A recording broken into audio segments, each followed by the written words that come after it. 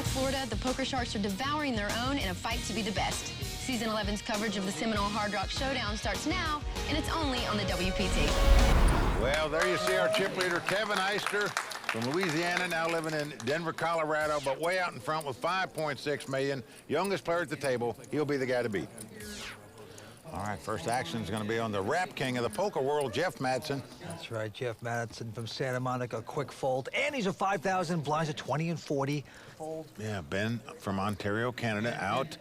Zo out as well. Daniel Letts from Jamaica going to fold this. Now it's around Paul Dlugozima. Easy.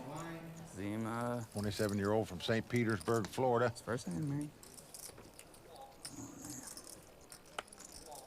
Raise.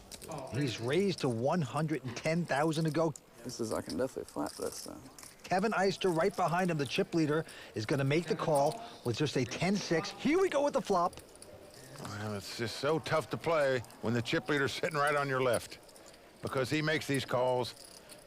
And now what do you do when it comes 8-6 deuce like this? No help. You've got ace high. As you can see, Kevin's made 2 6s, but Paul going to make the continuation bet. 115. Kevin Eyster, the chip leader, catching a piece of that, makes the quick call, of course. And we are going to the turn.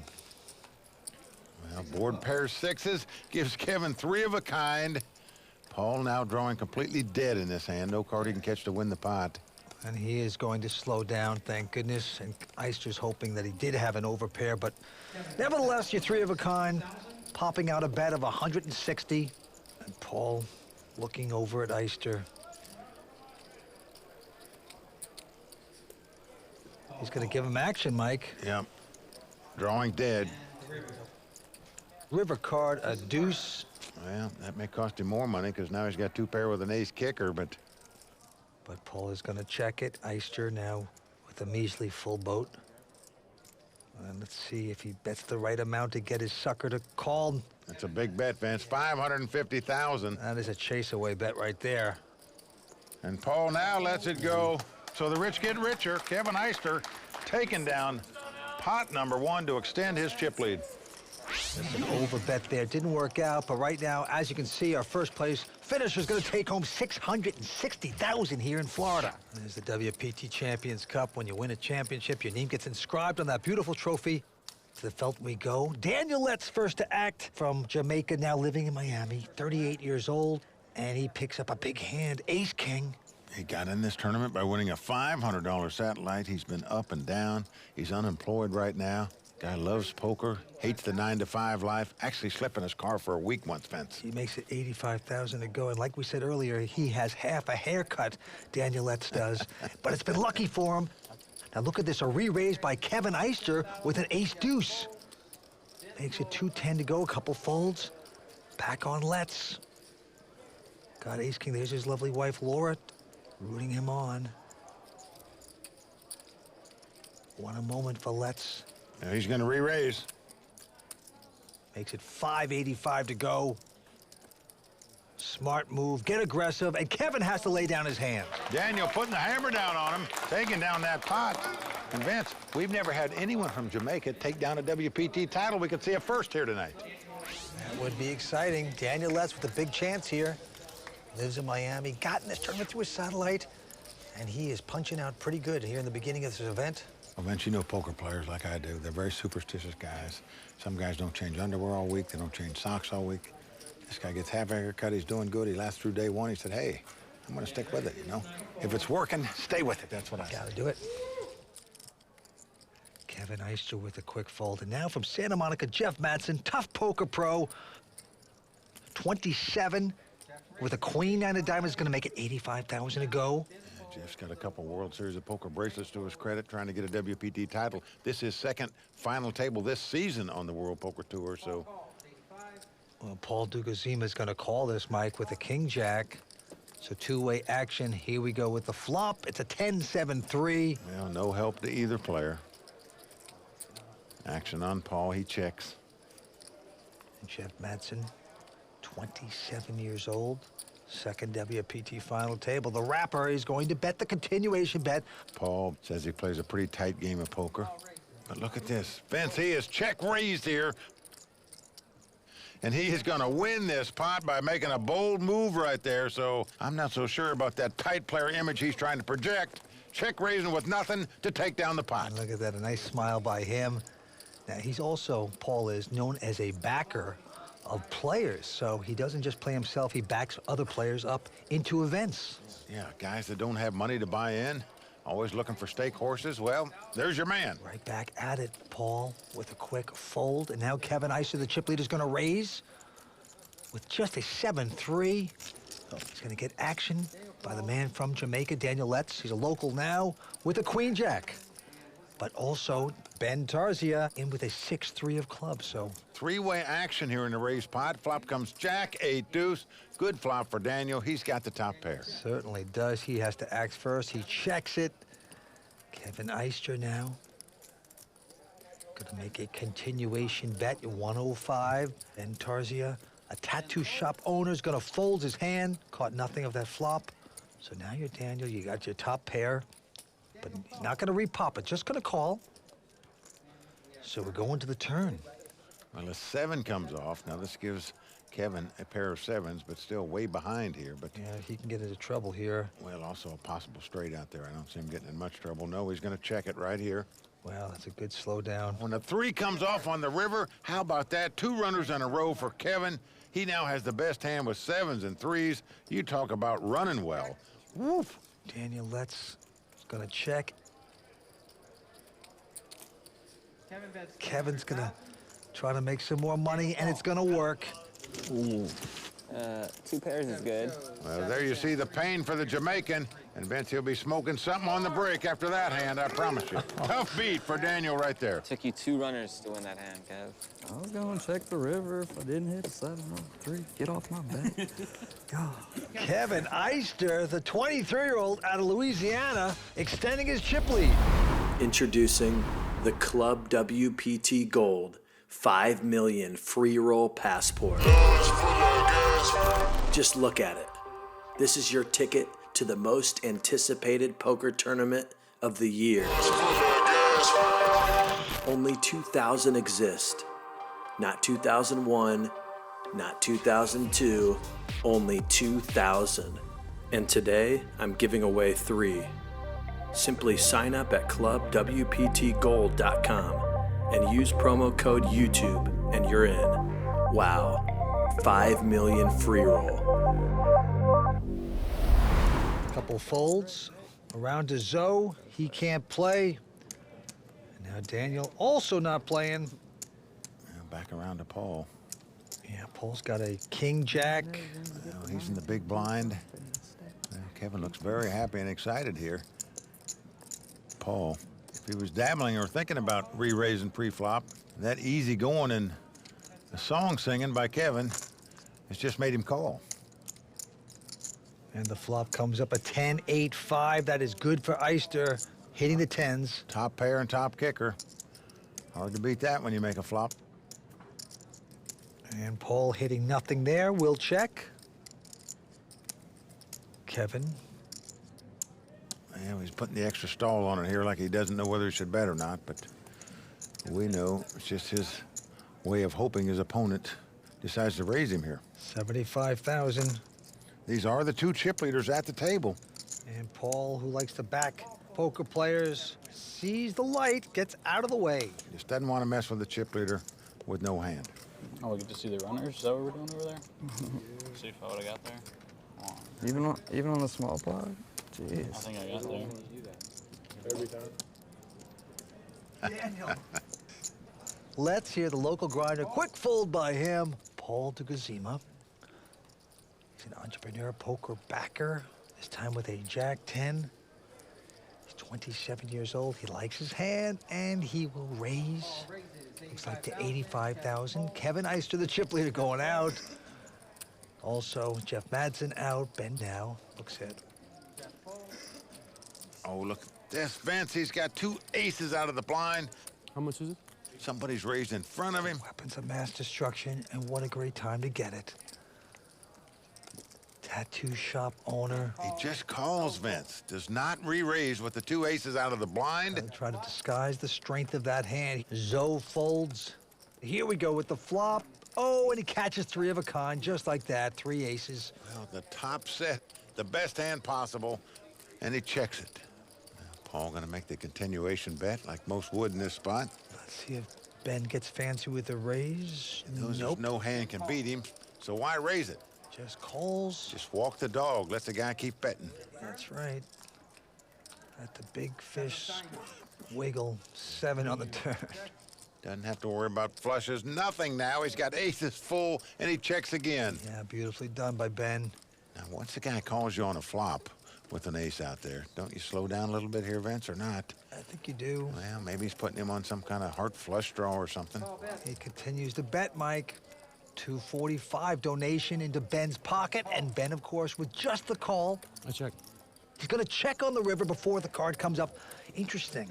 Checked in the dark, why not? You hope the guy hits something. 8 of diamonds. And I tell you something, that is going to induce a bet. Look at this. A quick bet. He has fired a 3rd shell into this pot. Now look at this acting job by Ben. He's looking over like, do I have you? I'm looking at you. I'm staring at you. Do you have a big hand? Oh, nevertheless, I'm going to take a chance. I'm going to re-raise. That's the thought process of this man. He definitely is going to re-raise, that's for sure. And there it is. Yep. Finally come. Folks, this is something you don't see very often. A guy with 2 aces, never raising the pot one time until after all the cards are out. Just doesn't happen very often at all. Finally, Paul puts down the hand, and Ben is going to show it. Not sure Ben should have showed that hand, but he did. The Canadian Ben just tattooing Paul right there with a simple full house of aces. Nicely done. The tattoo artist, Ben, put the needle in Paul right there. Didn't he take down that pot? Yeah, Paul doesn't look too happy about it. And on the spot. Ben very chatty right now. Well, why not? You know, this guy was a suit, Vince. 20 years he worked as a sales executive. Now he's retired. Decided to buy himself a tattoo shop. Never been happier. Big family man, 4 children. Wow. All in. Great story, but right now, Zo Karim has gone all in with an ace-deuce. Everybody folds, but Paul now with an ace-3 is considering this. I have a count, please. 5-10. 5-10. This guy played football at Mount Union College for a year and a half before getting hurt. Was roommates with Pierre Garçon. WWJD. I'm pretty sure he would call, so I'm gonna go ahead and do it. Wide receiver of the Washington Redskins, and he is going to call this. Probably be a chopped pot, a split pot.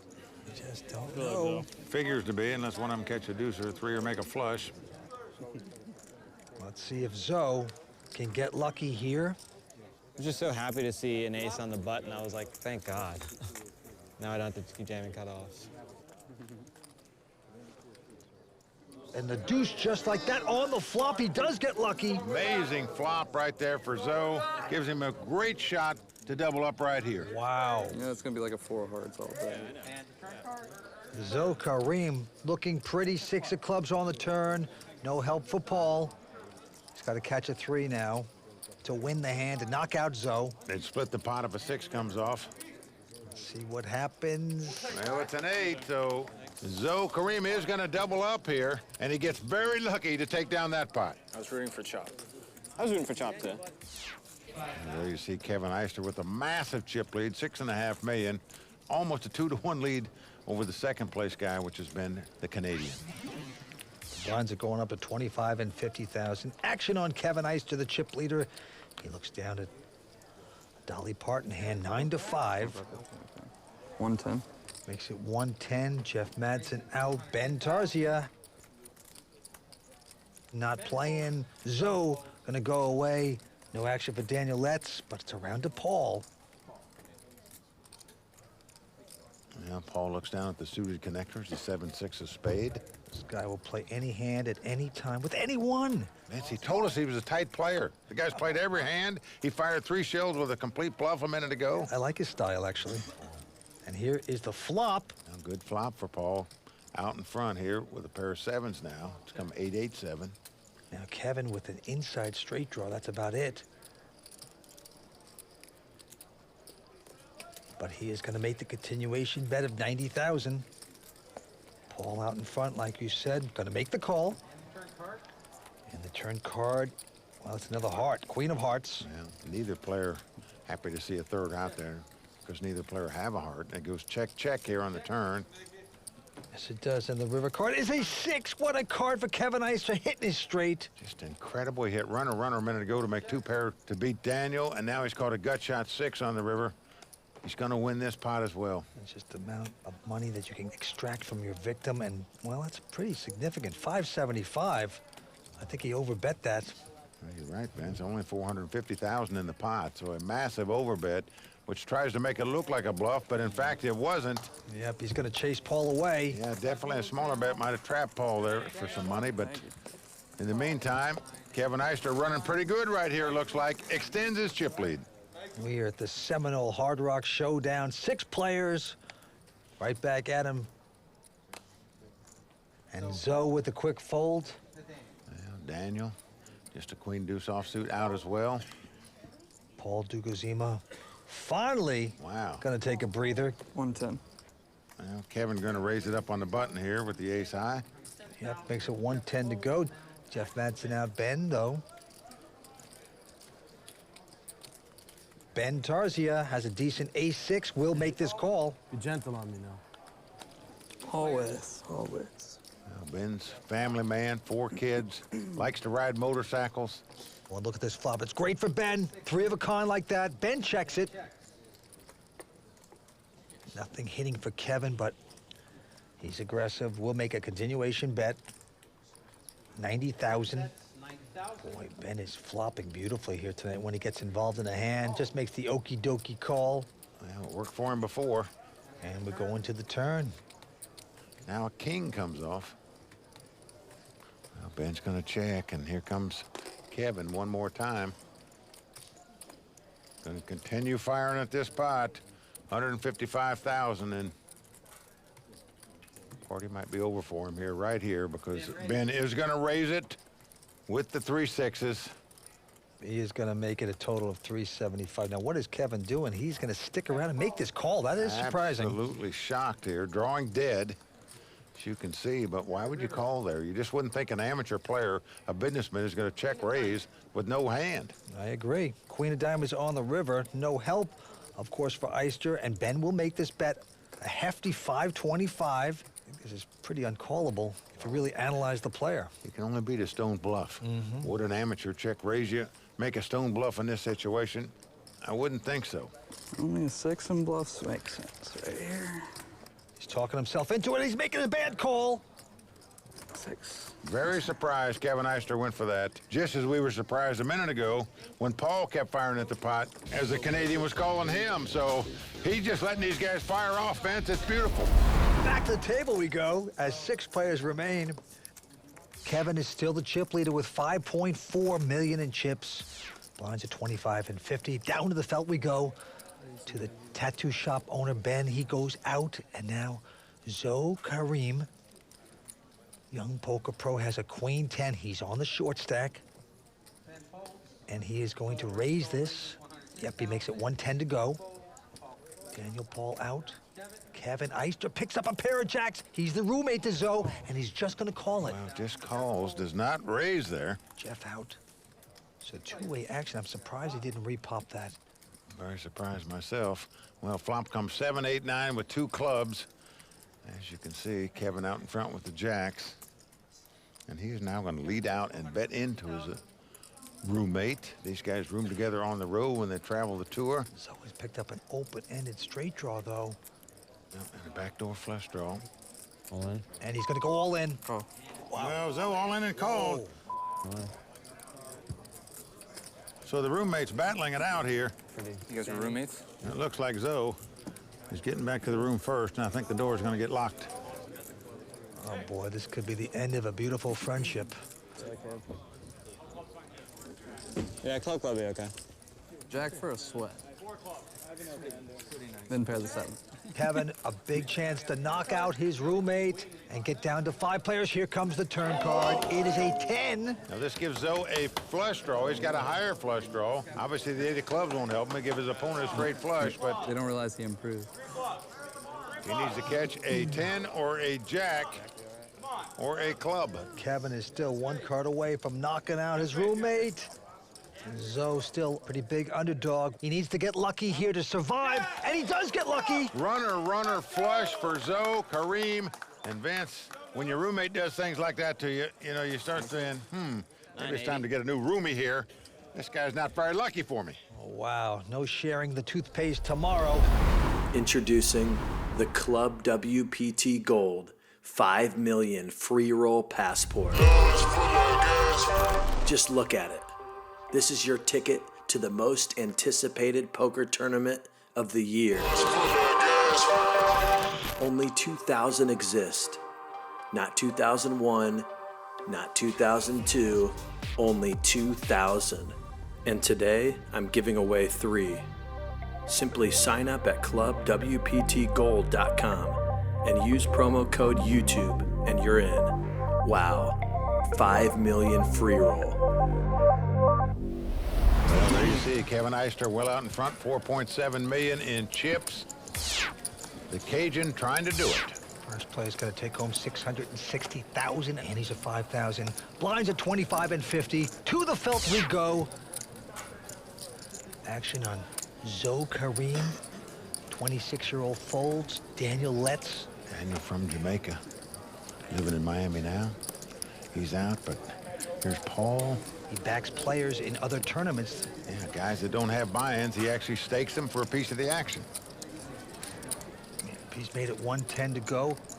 Couple folds around to Ben. He's a tattoo shop owner. He's going to make this call with an 8-4 of clubs. Ben was a sales exec for 20 years. He was a suit, as he called himself. Got rid of that job, opened up a tattoo shop. Loves his life now. Got 4 kids. Rides the motorcycles. Gotta love it. Flops ace, ace, 8, makes Paul 3 of a kind. Hitting a nice hand. Ben has a piece of that. Yeah, he's got the 2 8s. Might get him in trouble here. Paul's bet 125. Ben's going to stick around. Now a 6 comes off. So Ben drawing dead now. He checks it. Now Paul's been burned by this guy a couple times at this final table so far. Might be fearful he's got 3 aces with a better kicker, so he checked it. Ben's going to check the river as a king comes up. Now you got to feel like 3 aces for sure is the best hand. Paul feels that way, and he's going to try to get a value bet of 240,000. You hit that king, huh, Paul? Not a very good conversationalist, so I can't really say the same thing Kevin does. Yeah, you're not really supposed to anyway. Oh, that's right. Yeah. I forgot about that. This would be a nice getaway if Ben could lay this down. And the bet is 240. Ben, the tattoo shop man, will fold the hand. Nicely done. And Paul will pick up the spot. There's the Royal Flush Girls Social Bar, where the beautiful Royal Flush Girls talk to just about anyone, about anything. I suppose. I don't know for sure. Yeah, you're going to get him in trouble there. Okay. It is fun. Yeah, that's what I asked. Back to this hand, Paul. Quick fold. Kevin Eyster out. Action over to Jeff Madsen, his second WPT final table this season, but he folds as well, as does Ben, so it's a battle of the blinds here. Zo Karim now with just a queen, 3 of diamonds. Zo likes video games. Used to work at the family video store. He's going to raise. Makes it 120 to go into Daniel Letts. Lives in Miami now, but he's a Jamaican. Makes the quick call. Got in this tournament on a satellite. Actually was running bad there once. Vince slept in his car for a week, so you know the money means a lot to this guy. All right, well, flop comes ace, king, deuce. No help to either player, but looks like Zo's going to make the continuation bet here, and that is going to be the case. 130. And Daniel Letts, a local, originally out of Jamaica, is going to make the nice laydown. Zo Karim taking down that pot. Mm-hmm. Zo Karim. Yeah, he's a friend and a roommate of Kevin Eyster. Yeah, these guys travel the road together. Kevin, the chip leader here at this table, as you can see, and pretty unusual roommates making the final table together. Certainly is. 6 players remain here at the Seminole Hard Rock. Back to the felt. Kevin Eyster folds. Jeff Madsen from Santa Monica, 2-time World Series bracelet winner, folds the hand as well. Now Ben is going to raise. And so Karim has picked up a pair of aces. Just a dream. What a time to get it. Got the sucker on your right betting before you. And here comes the raise. Yes, 265 to go. Daniel out. Paul gonna look at a pair of jacks. Uh-oh. Wow. Well, the pot has been raised and re-raised in front of you. You pick up 2 jacks here. Looks like a pretty big hand, but let's see what you do. Well, sometimes the guy on the button re-raises a guy just because he has position. Doesn't have to be that strong. So look at this. That's what Paul's thinking. Thinks his jacks might be out in front. He re-raises. Ben out. Now, do you just slow play this right now and just got the guy wrapped up? Just call and try to disguise a little bit? Or do you push? What'd you start the hand with, Paul? Like over 3? Not exactly sure. Zo's got about 2.2 million. Be shocked if he just doesn't get it in here. All in? Wow, he is doing exactly that. Well, he does get it all in. I think Paul can get away from this hand right now. And it's going to cost him about another $1.5 million to make the call. Yep, he's already put in 725. He's going to make a quick call. Wow, he does make a snap call now. Gambling call. That's debatable. He 4-bet the pot and yet got re-raised all in. I mean, you almost have to put the guy on aces, kings, or queens, it would seem like. You just think if the guy had ace-king, he would call your raise, look at a flop before he put the rest of his money in. Flop comes up 995. No luck for Paul with the jacks. Zo well out in front with the aces. Yeah, Paul is going to have to catch a jack to win this pot. 6 on the turn, down to the river. Paul must catch a jack to win this pot. Nothing else will do. Otherwise, he's pretty much destroyed, and Zo's now the hero at the table. Can Zo do this? Well, a king comes off. I saw paint. I was like, The second time Zo doubled up through Paul at this final table. Oh, there's not none in the jack. It's a 25 and 50. To the felt we go. Jeff Madsen from Santa Monica. The nothing hand. Folds it. And now Ben, the tattoo shop owner, with a pair of aces. Wow, 115. You know what he's saying under his breath right now, Vince. Come on, you young pups. Raise me. Please raise me. Somebody raise me. Will he get action? Everyone's folding. Kevin Eyster last to... No, it's going to wrap it up. Ben can't get action with the aces. Always is a little frustrating. You pick up aces and get no action. And there's the Royal Flush Girls Social Bar. And at the bar, we see Club WPT qualifier Carl Hutchins. He played the event. He's been having a great time all week, hanging out. And you know what? If you're a Club WPT VIP member, you can receive preferred seating. You can come out, meet us, Mike and I, Kimberly, Tony Dunst, and the Royal Flush Girls at all our televised live events. All right, to the felt we go. Zo. The 26-year-old pro out of Orlando, Florida, raises it up here. But look at this. Daniel's picked up 2 aces. Vince, when you play poker, you're only, on average, supposed to pick up aces once every 220 hands. But look how many times aces have come out at this final table tonight. Incredible. And the local grinder has re-raised. Jeff Madsen, he folds as well. Everyone's folding back around to Zo, and he's going to fold. So Daniel taking down that pot. Ace is not really paying off, getting little pots. And there's Daniel-lette's wife, Laura, sweating her man. Well, Brian Hastings, don't buy that, folks. The guy's a genius. Certainly an online genius, trying to make his mark out here in live tournaments, but highly respected, well-liked Brian Hastings. I want to be Brian Hastings. Yeah, multi-millionaire in your low 20s, Vince. Not a bad condo overlooking Lauderdale, but he's a nice guy. I'm glad he's doing so well. Back to the felt, we got a couple folds. Kevin Eyster's going to raise with ace-10. Make it 110, and look at this. Jeff Madsen going to get aggressive with a pair of ducks. He's gone all in. Ben out, Zo folds. Kevin's going to make this call. Well, the snap call, that's what the problem is when you move all in against the chip leader with the low pair. They call you because they got plenty of dough. And now Jeff's in a race for his tournament life right here. Whoa, Jeff Madsen started out with some nice chips, but now in trouble here, but it's a good flop for him. 2 4s and a 9. As the cards lie. Kevin needs an ace-10 or a 9 to take the lead here. Jeff Madsen with 2 World Series of Poker bracelets. A fine player. 3 of diamonds. Jeff looking good to double up now. Well, second time Jeff's made a WPT final table this season. Just got to dodge an ace-10, 9, or a 3 to win this pot and double up. Down to the river we go. Let's see what happens. And a 10 comes off. A river card. for Kevin Eyster to knock Jeff Madsen out of this tournament. And yet again, Vince, poor Jeff is a sixth-place finisher. Wasn't his night again on the World Poker Tour. He's going to take home $100,000. And right now, the very talented Jeff Madsen, the wild man, is over to talk to WPT Executive Tour Director Matt Savage. Jeff, you never really got anything going tonight. How disappointing is this for you? Yeah, it sucks. I mean, I was just card dead and short, so nothing I could do. Frustrating. But, yeah.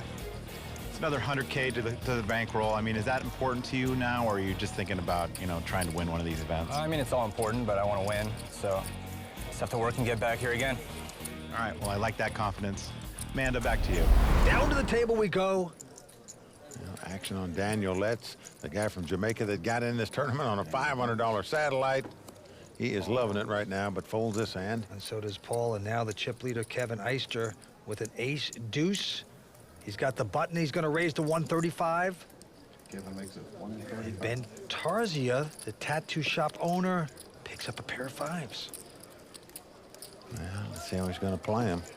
He knows this Kevin Eyster is a very aggressive player, could raise with any two cards, especially on the button, especially as chip leader. So do you re-raise with two fives? No, you just call with them. Action now on Zo. He's got an attractive ace-jack. He's in the big blind. Now, Vince, he may three-bet here. He knows Kevin could raise on the button with any two cards. The guy in the small blind didn't re-raise, so you know he's not that strong, and that's exactly what Zo's doing. Actually like this play by Zo. Yep, he has re-popped Kevin out, and now it's back on Ben with the fives. And he is content to just call it. Gonna make the call. Look at a flop here. So ace-jack versus two fives. Who's gonna get lucky? Oh, and it looks like it's Ben. Three of a kind, three fives. Dream flop for him, not just because he flopped three fives, but because his opponent flopped two aces, but it goes check, check on the flop. Wow, can't believe Zo checked that. Seven of hearts on the turn. And Ben's got to be so excited. Show tune's going off in his head. He says the guy didn't bet on the flop. Maybe he's got a pair of tens or jacks or something. And of course, Zo gonna call. Can't blame him. He has aces. Down to the river we go. Four of diamonds, three of a kind, looking so solid. Ben saying to himself, look, the guy called me on the turn. Maybe he'll call me again on the river. I sure hope so. He puts in 650. Zo snap calls him on the river with the aces, but they're not good enough here. Yep, that is a nice donation. Ben Tarzia out of Canada. Non-professional, of course, taking down a very good one. He is hitting some cards tonight. He is playing deceptive poker. Could have got expensive if I bet the flop. Sorry? So it could have got more expensive if I bet the flop. He's married with 4 children. You could have got in a bit more trouble. Certainly hitting a lot of good flops tonight, no doubt about it. Nice family man, was a suit for 20 years, a sales exec. That one's a tattoo shop. His cousin right there. His name is Rubens. I'm sure he gets free tattoos. Yeah, I'm not three-betting with nothing. You should know me by now. We played together long enough. And same here. I didn't learn. I just decided just to... You just figured fire, fire, fire. Oh, now he's lecturing him. There's nothing wrong with that either. He is racking up chips. As long as it was fun when you did it. This thing is wide open. To the table we go. Action on Paul, who's on the short stack now. He folds. Kevin Eyster. He's going to stay aggressive. Raises here with the 10-7. And Ben is going to slop around with a 9-6 of diamonds. Why not? He's on a roll. It seems like he hits every flop he plays. Zo and Daniel out. So two-way action. 9-6 versus 10-7. And here comes the flop.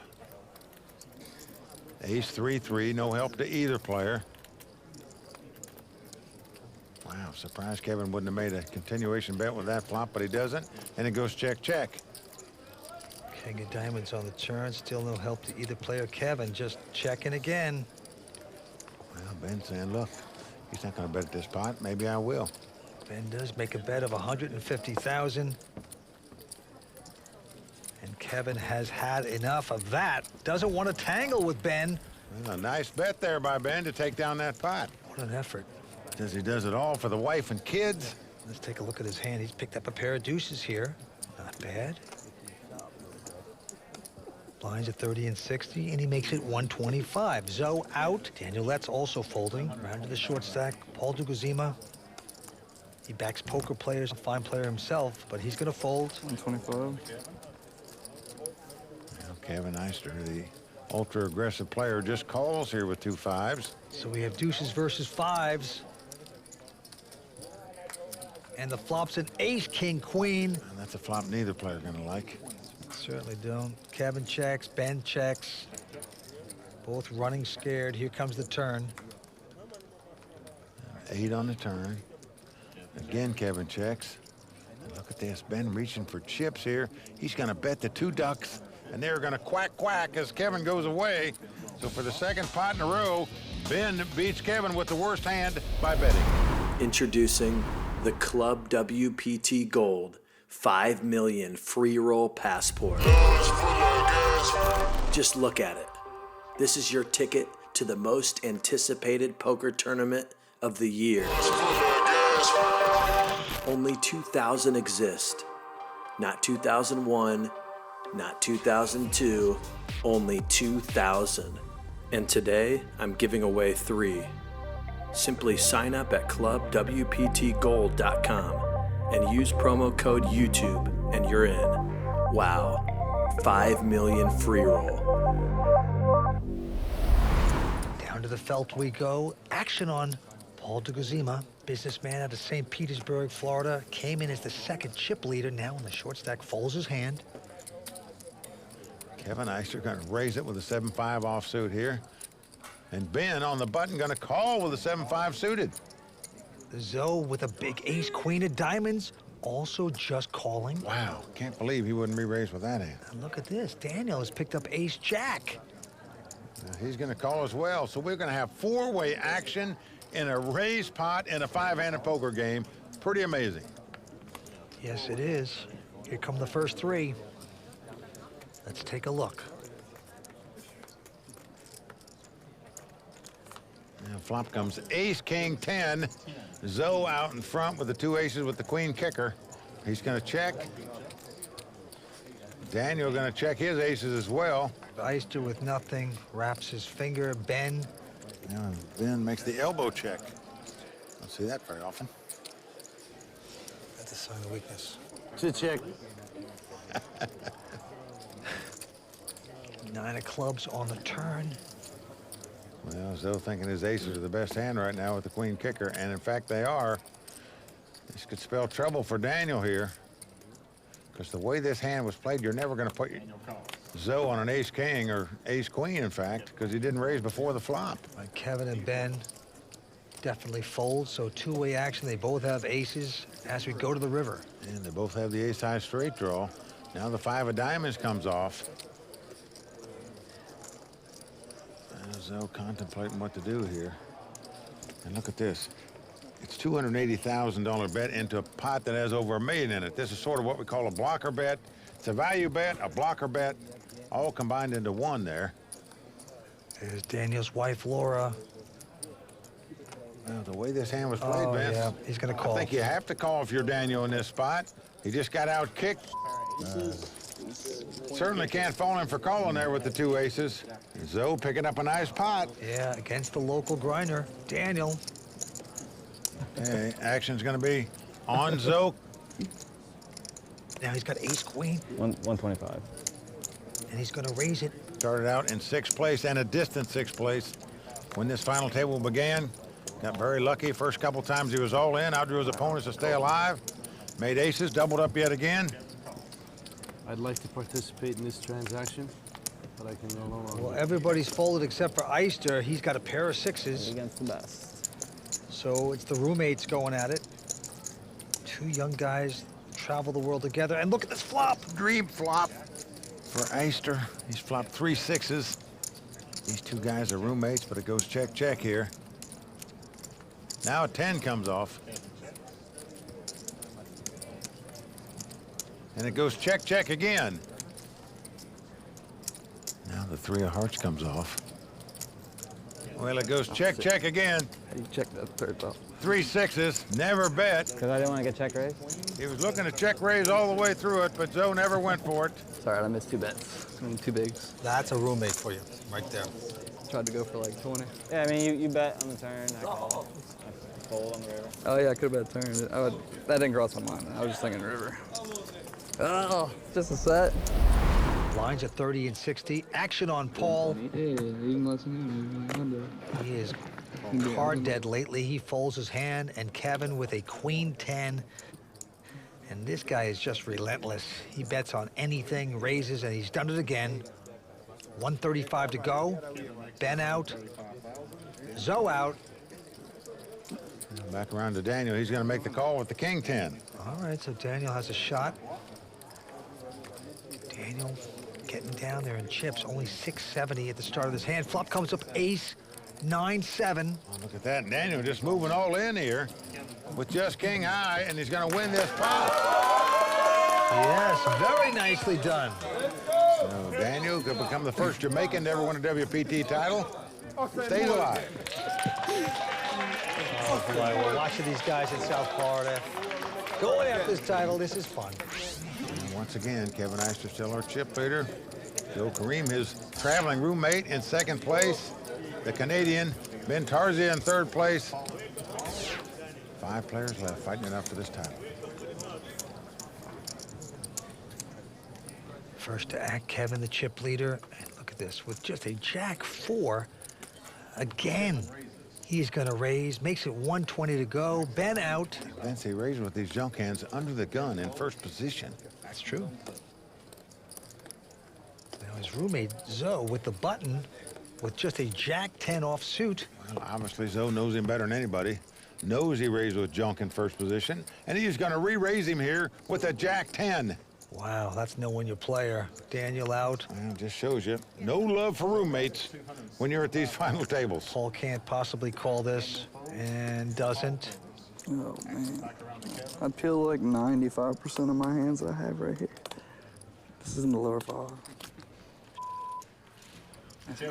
Well, Kevin gives it up and sort of smiling, but when he sees his roommate came over the top of him with a jack 10 offsuit, he might be applying for new roommates. Who knows? First place going to take home $660,000 here in Hollywood, Florida. There's the WPT Champions Cup. When you win a championship, your name gets inscribed on that beautiful trophy. We're at the Seminole Hard Rock Showdown. Having a great time all week. 5 players remain. We started this play with 542 entries. We're down to these 5. Zo going out of this hand, as does Daniel. Yeah, round to Paul. He's on the button, but looks at the junk hand, doesn't have many chips. I'm sure just going to wait for a better spot. Yep. And now Mr. Aggressive Kevin, this time has a decent hand, jack 10 of diamonds. Doesn't know what to do with a good hand, but decides to raise. 140 to go. Ben with a decent ace jack. Defense against this guy. This hand figures to be the best because Kevin raised with anything. Tell you what, I'll give you $100 if you can tell me what he has tattooed on his elbow. What the heck is that? Looks like a dice. Paradise? I don't know. Could be a tree in a forest. Who knows? Anyway, he's called and the flop comes up 5-4 deuce. Well, Kevin's going to check, and Ben checks right behind him. Didn't want to get check raised out of the pot. An 8 comes off. And Kevin checks, and Ben checks again. So we're going to the river. Well, now a 3 comes off. So Kevin, who raised pre-flop, is now going to try to represent. He's got an ace in his hand. Knows he's probably not going to win the pot with jack high. He's going to bet out.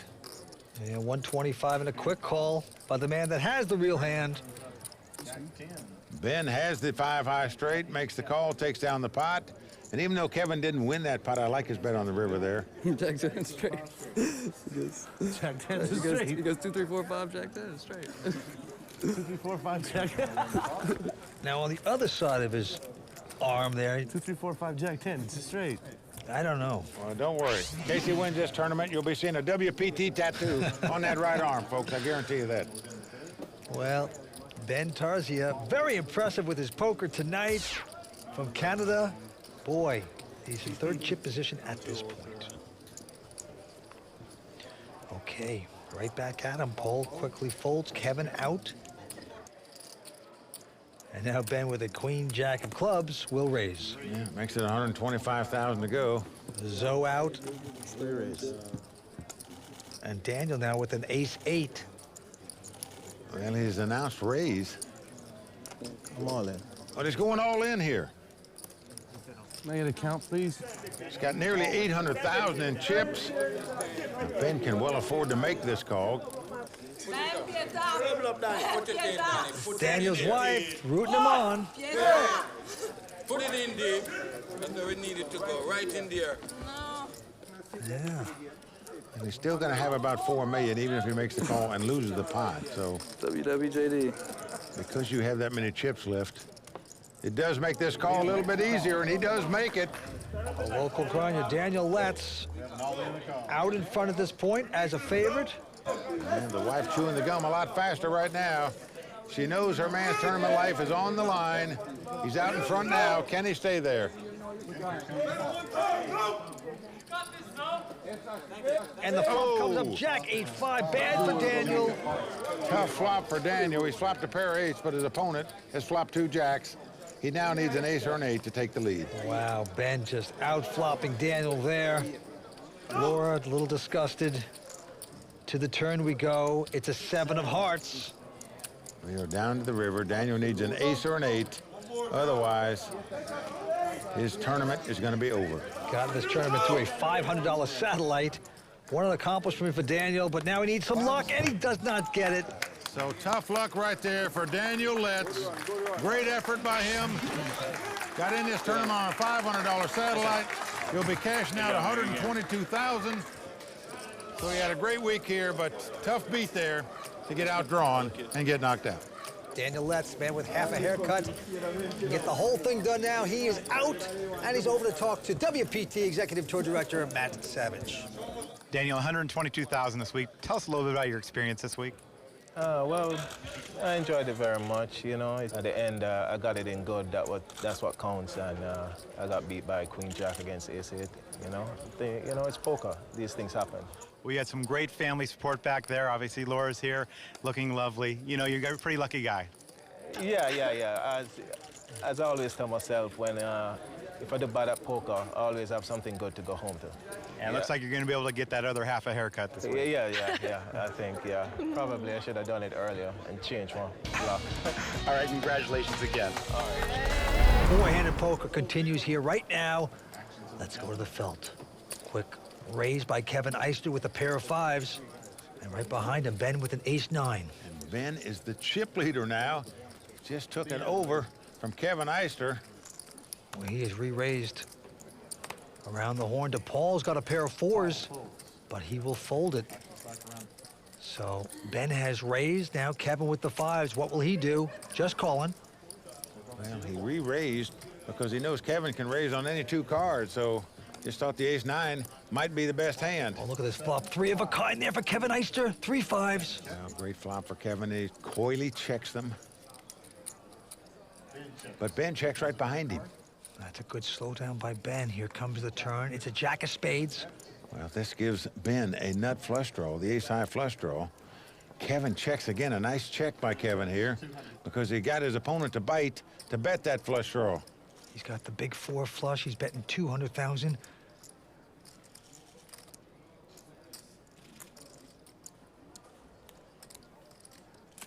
Finally, the check raise coming in by Kevin makes it 630,000. This could get very expensive for Ben. No, it's 430,000 more. Does make the call and hopes to catch the spade. Down to the river. Can Ben get the spade? No. 3 of diamonds. Well, Kevin's got a full house, 5 full of 3s. Well, you don't want to run your man out by betting too much, perhaps. What can you extract? Well, he's betting 1.1 million. You win, Kev. We know, of course, Ben has nothing, and he says, I give up. He was hoping Ben had paired the jacks on the turn and might pay him off on the river. That didn't happen. So the 23-year-old professional gambler out of Lafayette, Louisiana. Yeah, always hope. Taking this one down. And with it, regains the chip lead. Yeah, nicely done. You know, he's won over $2.5 million online, he says. But let's move on to this hand. A quick fold by Ben and Zo. And now it's around to Paul. Well, Paul's in desperado mode. All these other players got multi-millions in chips. He's got less than $500,000. There you go. He's going all in. And he moves him in right here with a Jack 9 offsuit. Can't blame him for doing it. Okay. Now Kevin's got ace high, and he's going to make this call. Very solid, nicely done. He is out in front over Paul. And as the cards lie, Kevin about a 3-2 favorite to eliminate Paul from this tournament. Let's see if the ace high holds up. There ain't gonna be any sweat this one. Ace pops on. Yeah, that's what I'm saying. Ace pops on the flop. Ace 3 versus Jack 9.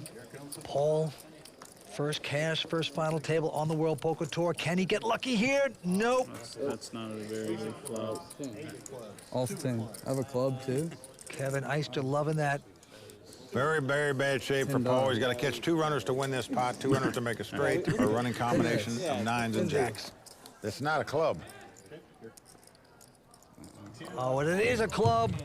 10 of clubs. That's going to wrap it up for Paul. Well, Paul gets up, knows it's over. Zima, appreciate it, man. So Paul Dlugozima from St. Petersburg, Florida, out tonight in 4th place. That is right. He'll take home $171,000. A fine player. And now he's over to talk to Matt Savage. Paul, I saw you back here talking to a world-class player, Elio Fox. Did he tell you to go get it in there? Yeah, he's trying to help me a little bit. I need some help in some spots, so he gives me the support where I need it and helps me with when I'm not sure about things, yeah. You're used to putting players into these tournaments. What's easier, backing or playing? It's much easier backing. You just give them money, let them go do their thing. When they come back, they tell you they won, they lost, and no stress. I mean, obviously we want them to do well, but I don't have to do anything after I hand them the money and they go off and do their own thing. Well, I'm sure your players are going to be looking at your play and then telling you how you did. Yeah. Amanda, back to you. Introducing the Club WPT Gold 5 million free roll passport. Just look at it. This is your ticket to the most anticipated poker tournament of the year. Only 2,000 exist. Not 2001, not 2002, only 2,000. And today, I'm giving away 3. Simply sign up at clubwptgold.com and use promo code YouTube and you're in. Wow, 5 million free roll. Well, there you see the chip counts. Kevin Eyster out in front with 6.8 million. Ben Tarzia in 2nd place with 5 million. And Zo in 3rd place with about 4.4 million. Anybody's game. That's right. The winner's going to take home $660,000 here tonight in Hollywood, Florida. And the antes are 10,000. The blinds are 40 and 80. Here we go. Action on our chip leader, Kevin Eyster. Well, Kevin been by far the most aggressive player at the final table, at least pre-flop, that's for sure. Well, he's made it 160 to go. Ben out. But Zo Karim, with the little suited connector, is going to make this call. Now, these guys are roommates on the road when they travel to poker tournaments. They room together as they are here, and they're both still left battling it out for this title, but it shows you, roommate or not, these guys are playing to try to win the title. Forget about love and roommates right now. Well, the flop comes up 8-4-3, open-ended for Zo, and he has bet it. Yeah, but look at this. Kevin has made the call with no hand and no draw. It's what we call a float bet. He is going to try to win this pot the first time his opponent checks. King of diamonds on the turn. Look at this. Zo is not checking the open-end straight draw. He is firing again. Certainly is. Well, Kevin gives it up. You know, that's the problem with the float bet. When your opponent keeps betting at you, it doesn't work. You're trying to float, but you sink. Wow, did you get there with the king and then just hero fold? No, that'd be real sick. That would be terrible. Right now, you can take a look at the WPT stack tracker. Yeah, that indicates the ebb and flow of the chip counts of all the players at this final table. As you can see, Kevin has been pretty steady. He came to the final table as a chip leader. He's still the chip leader. Zo's the guy that's made the big jump, as you can see. Started in the short stack, and now he's made a big move. Ben been pretty steady, up and down a little bit, but the stack tracker indicates where they've been up and down at this final table. All right.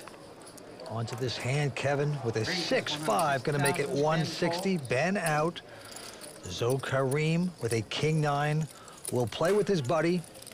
Well, the roommates not shy about playing against each other, that's for sure. Flop queen, jack, 4. Zo's got a gut shot straight draw. He's going to check. And Kevin with absolute zip and pip will make the continuation bet. You got to respect it. 130. Just got a 6 high here. And Zo's going to make the call. Zo would love to hit his 10 and punish his friend. But no, it's another jack. So no dough for Zo. He checks. Kevin reaching for chips again. He knows it's the only way he can win the pot. And he's certainly not just going to give it up. He fights for it. He does make the bet. And when the guy looks like that, Vince, no chance he's calling you. Pretty sure I have the best hand still. Yeah. That's fine. You do have the best hand, Zo, but it's tough to call when a guy fires yet another shell at that pot. So the young gambler from Lafayette, Louisiana extends the chip lead.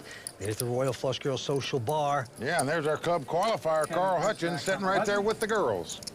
Played in the tournament, so having a great time. But let's get back to this hand. Action on Eyster, this time with a king-queen, makes it 160. Ben Tarzia, the tattoo shop owner, will make this call. Got the 7-4 diamonds. Well, now Zo knows Kevin could raise on the button with any 2 cards. The guy in the small blind didn't re-raise it, so he can't be that strong. So look at this. Zo is going to make the 3-bet here. I like this play by Zo. He 3-bets it with the ace-9 offsuit up to 460,000. But Kevin quickly calls with the king-queen, and look at this. Ben's coming along for the ride, hoping to hit a good flop here. This is a 3-bet flop, folks, and all 3 players are in it. Big investment, and the flop comes up queen, 10-7. That's good for Eyster, hitting queens. Well, Ben's got bottom pair with 2 7s and checks. Zo is going to also check. You got to figure Kevin's going to bet, but no, he doesn't. He checks. I'm in shock. He checked that hand. Just too many straight possibilities out there, and there's one of them that could give somebody a straight, a 9. Check. Now Ben's going to check the 7s, and now Zo, who's made a pair of 9s on the turn, thinking they might be good here, doesn't want to give somebody a straight draw in case they got a jack in their hand, for example. He's betting 385, and the man with the top pair, Kevin Eyster, will make this call. Ben flies away. Zo looking back, make sure he's got his pair. He better get some help if he wants to win this pot. Down to the river we go. Well, a 6 comes off. Now that's a 4-card straight on the board now. And Zo, worried his opponent might have an 8 in his hand, checks. Look at this. 500,000. One-eyed Eyster going to try to put in a value bet with all those possibilities out there. Pretty incredible. Well, it really is. I mean, what can a guy pay you off with where he can't be 2 queens? 2 9s might be one of those hands. It's a $500,000, and he's been called. Well, just incredible. Zo pays him off with the 2 9s, so Kevin knows what he's doing. I'll tell you, these roommates know each other's game, Vince. I can tell you that. I'm so bad for even calling there. It's like you either have that or ace-jack, and not many combos. Wow, very impressive by the young Kevin Eyster, who says that one of his eyes he can't even see out of today because his contact lens was lost, but maybe that's helping him. You wonder if he saw that 4-card straight on the board, man. 180. Raise it up. All right, onto this hand. Quick fold by Ben, and Zo is raised to 180. Been called by Kevin with king 3. Here we go. Well, flop comes 10-9-3. No help for Zo. As you can see, Kevin's flop bottom pair. Zo's going to check.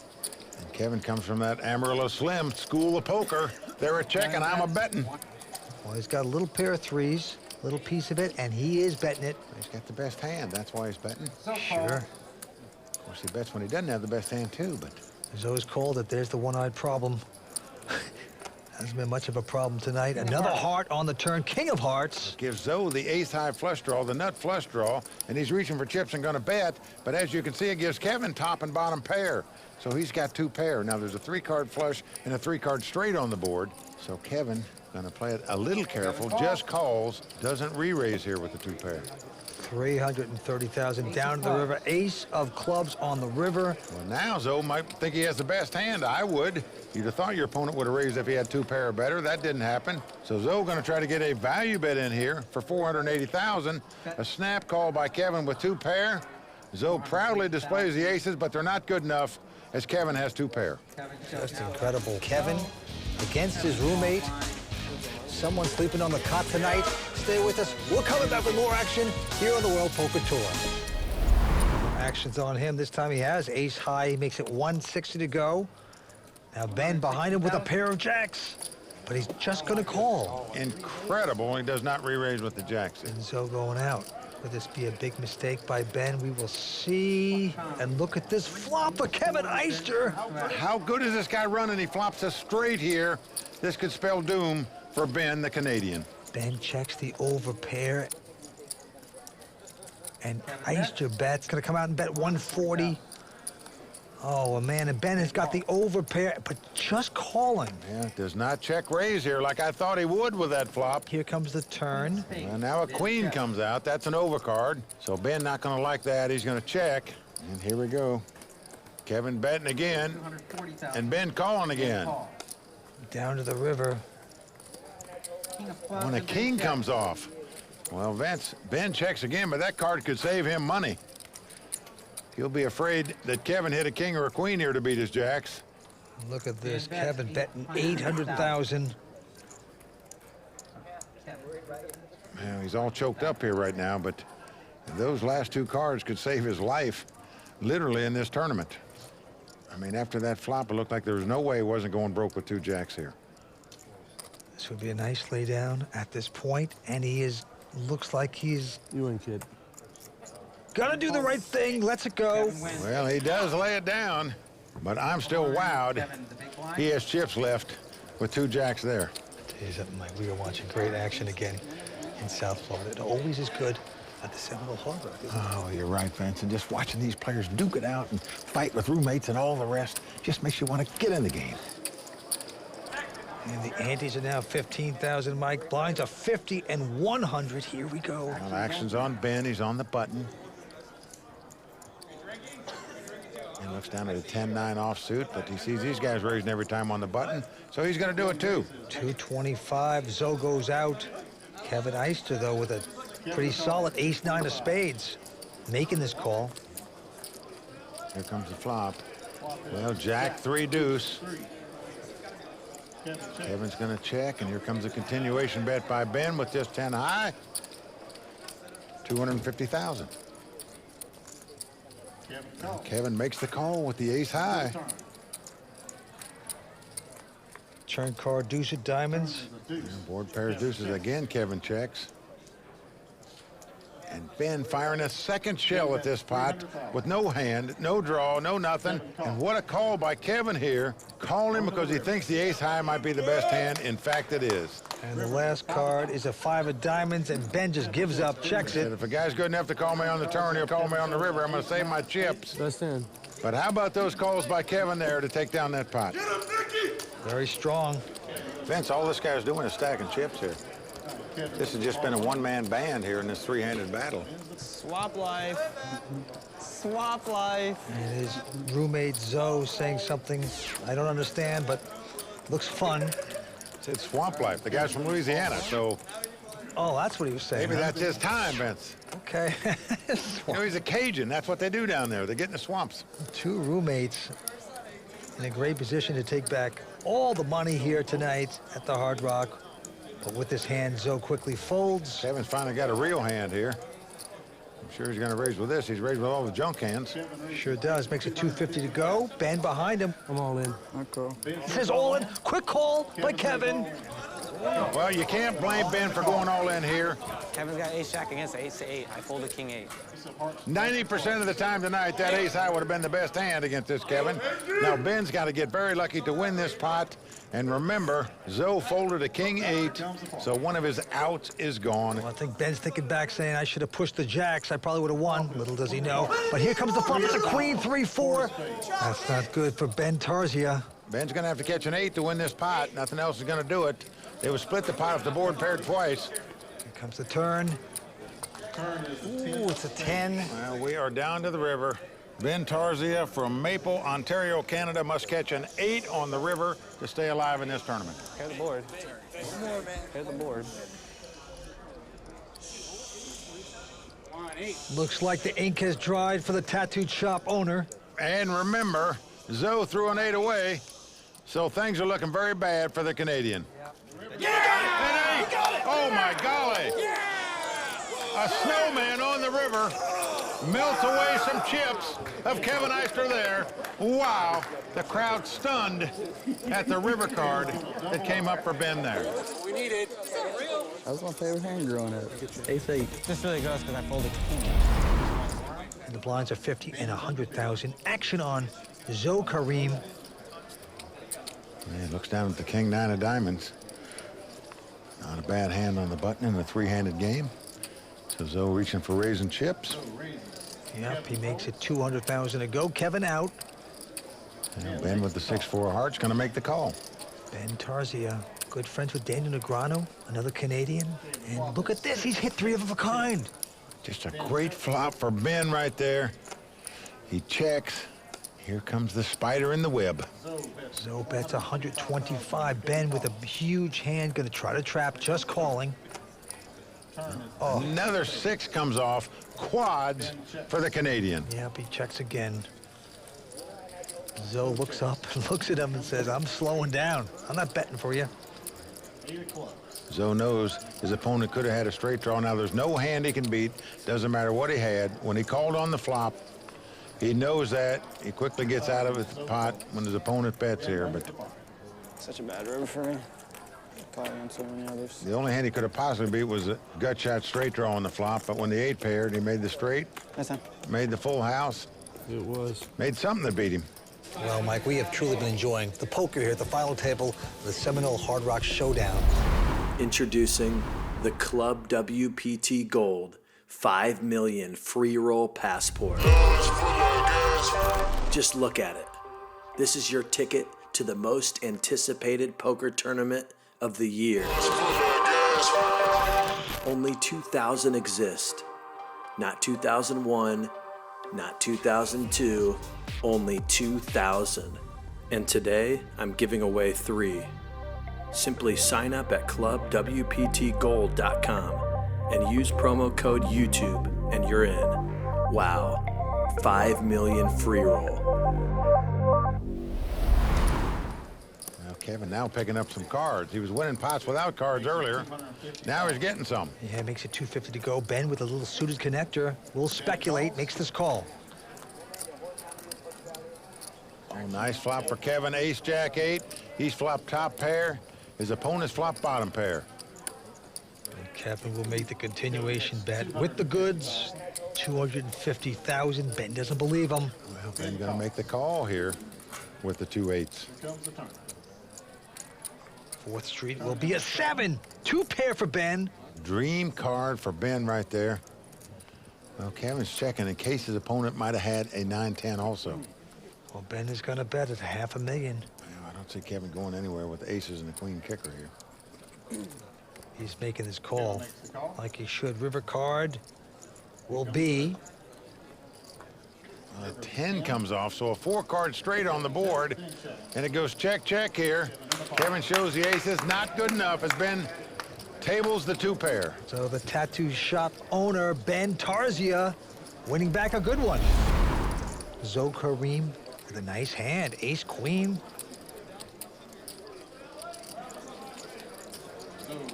Gonna raise it on the button here to 210,000. Kevin out, and Ben with the king queen is gonna call. Blinds of 50 and 100. And the flop is an ace, king, jack. Just a great flop for Zo. Both players have an ace-high straight draw. Ben's got kings, Zo's got aces, and he's betting. A quick call by Ben. This could be trouble for Ben. 5 of spades on the turn.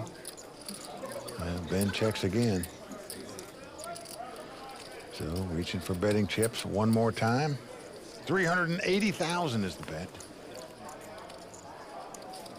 Look at this. Ben gonna throw it away and show it to him, Vince, which is gonna upset Zo even more. You were dead to another king. Dead to a king, he said. How do you fold the turn there? How do I fold the turn? Yeah. Like you're supposed to call and give me at least 375 more. All right, a great hand for Zo Karim. Now remember, Zo started this final table as the short stack. And remarkably, he still survives with just 3 players to go. Yeah, Zo's success at tonight's event reminds me of what we saw poker pro Tommy Vitas accomplish last season here at the Seminole Hard Rock. 3 players left. The cards are back in play. Let's get down to the felt. Well, Ben's got the Jack-8 offsuit. Going to raise on the button. Makes it 210,000 to go. Zo Karim with a quick fold, but Kevin's going to call with an ace-4, and the flop comes up Jack-10-6. Oh, nice flop for Ben. He's flopped top pair here. And he is going to bet $250,000 here after Kevin checks. Kevin hitting none of that. But look at this. He's going to get creative, powering through with a raise. Check raising to 700,000. Ben's got top pair. Doesn't have a great kicker, but... All right, kid, you win. He's going to fold 2 jacks here. Now, his opponent didn't re-raise before the flop, so you know he doesn't have aces, kings, or queens. I am shocked Ben folded that hand, Vince, to an aggressive player like Kevin Eyster. I think that's the first mistake Ben has realistically made. This 3-handed battle, Kevin Eyster well out in front with nearly $9.4 million. And to take down his first WPT title, came to the final table as chip leader, still got it. Action on Zo, quickly folds his hand, puts it on Kevin Eyster, who has a miserable-looking 4-5. Oh, he just calls, Vince, something we haven't seen all night. And because he just called, Ben says, why is this guy calling? He raised with everything. He must not have anything. Let me raise it. Yep, Ben's going to raise with a king-9.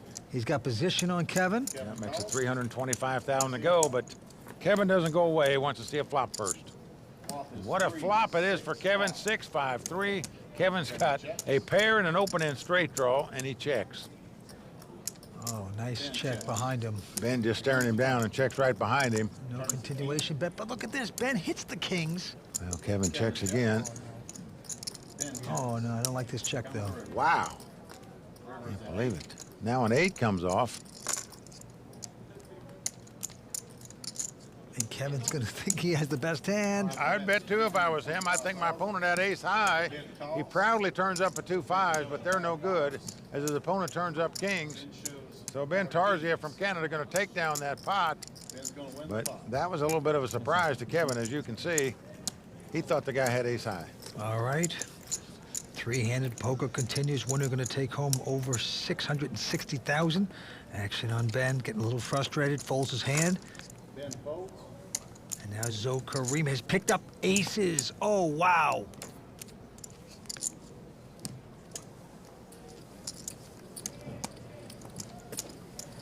Now Zo will make it 215,000 and pray that he gets action from his roommate, Kevin, who has a pretty decent king-queen, who's going over the top. He's getting action all right. He's getting 3-bet, up to 485,000. Look at this grimacing. It's the show tunes going off in Zo's head, yet he's acting. Well, Vince, he wants to make a raise where his opponent can't really afford to lay his hand down.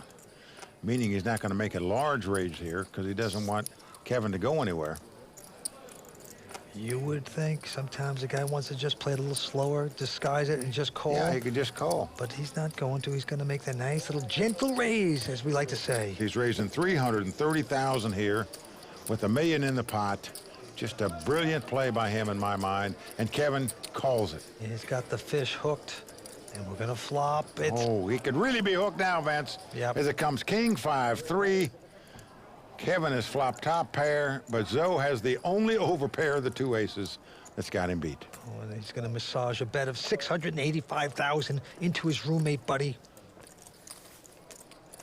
Insta call, of course, by Kevin.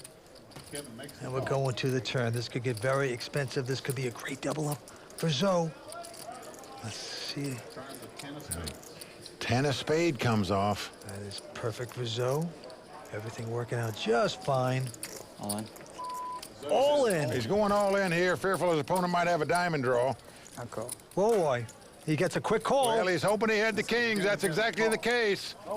And with 1 card to go, Kevin must catch a king or a queen to win this pot. Zo knows he'll take the chip lead after starting out in 6th place if his aces hold up here. Wow. What a spot for Zo. They made queens. It's just what they made. Big moment for Zo. Big chance to double up. But if the miracle should be pulled off by Kevin, if he hits a king or queen, Zo would be out in 3rd place. Unlikely to happen, but you never know. A queen. Wow, Zo gets 2 aces. He played the hand perfectly. He got outdrawn on the river. I called it, brother. I called your 8 and I called your queen. Zo finally goes, but Vince had to crack 2 aces to get him out of here. Tough luck for Zo right there. He'll be our 3rd place finisher, and he'll be thinking about that hand for a long time, Vince. Devastating defeat there. What a river card. Zo will take home $252,000. He's got to be a little depressed as he walks over to Matt Savage, our WPT Executive Tournament Director. So a tough way to go, starting off with aces and losing that hand has to be very tough. But you lost it to your friend. Now, how does that change the dynamic with you playing against your friend? I really don't think it changed it too much. I mean, we're both playing to win, so we know that. I mean, this is just a game. We're going to be friends off the field regardless, so it's just how it goes. You can hang around sweat, Kevin? Of course. All right, congratulations. Well, there you see the chip counts as we start out heads-up play. Kevin Eyster with over 13 million in chips. Ben Tarzia with just over 3 million in chips, so a healthy chip lead by the youngster Kevin Eyster. All right, Andy's at 20,000, Mike. Blind 60, 120. Here we go. Action on Ben. He's got the button. He's got 9-10. He's going to get aggressive and raise. Makes it 250 to go. But right behind him, one-eyed Eyster. He lost his contact lens. So he says he's only seeing out of one eye. He's got ace-queen. Well, he sees enough to re-raise right here. Makes it 650,000 to go. Ben quickly goes out, so Kevin extends his chip lead. Yep, Kevin, out of Lafayette, Louisiana, only 23 years old, with a chance of a lifetime to be a champion on the WPT. On to the second hand of heads-up action. Kevin this time with a nothing hand, just a 5-10. Will raise, makes it 240 to go. I'm all in. Wow, Ben moving all in here with a queen-jack. I mean, Kevin has a junk hand. Got to throw it away, of course. But what a bold play by Ben. I think he realizes he's going to have to play big pots against this guy to beat him. He's not going to beat him playing small ball. He is bringing out the pins and needles and tattooing his man with just queen high. Super aggressive. Just incredible. Ben says he was a suit for 20 years, a sales executive. He got rid of that lifestyle, opened up a tattoo shop, loves his life, has 4 kids, loves the family. Where is it? And loves playing poker. Well, he's got ace-deuce this time. He's making it 260 to go. Kevin behind him with a call. King-9. We're going to see a flop. Ace-deuce versus King-9, and the flop is a Jack-10-3. Kevin's got a gut shot straight draw, and look at this. He's leading right into the pre-flop raise events. 280,000, and Ben throwing his hand away, so a nice bet there by Kevin to take down that pot. Well, one-eyed Eyster certainly can't see because he didn't have much there. Bets nevertheless, and he will take this one down. Well, he has been aggressive and overly aggressive all night long, and it certainly paid off for him. Look at this. An ace just like that, and a 10 of clubs. Big hand for Kevin. He's going to raise. Makes it 240 to go. Into Ben, has a pair of 7s. 240,000. I'm all in. Going to ship it here. I don't blame him. I'd do the same thing. I call. And there he does it. I think you have to call in this spot with this chip count, no doubt about it. We got a race situation. Kevin wins the race, he'll be our champion. If Ben wins it, he'll be a force to be reckoned with, perhaps. And there is Ben's cousin. Ace-10 of clubs, yeah.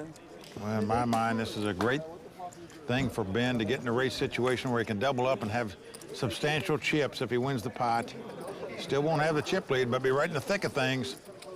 All right, 5 cards to come. Can Ben Tarzia get lucky? Ace right on the flop. Ace-5 deuce, the ace hits one-eyed Eyster. He's out in front with aces. But Ben has a flush draw. So if a heart comes up, Ben would make a flush and win this pot. He needs a 7 or a heart to stay alive in the tournament. Turn card coming up. Can he hit his heart? No, it's a 5 of clubs. So Ben must catch a 7 or a heart to stay alive in this tournament. Otherwise, Kevin Eyster will be our champion. Can Eyster do it? And the river card. It is a 10. A 10 comes off aces and 10s for Kevin Eyster. Well, the Cajun takes it down.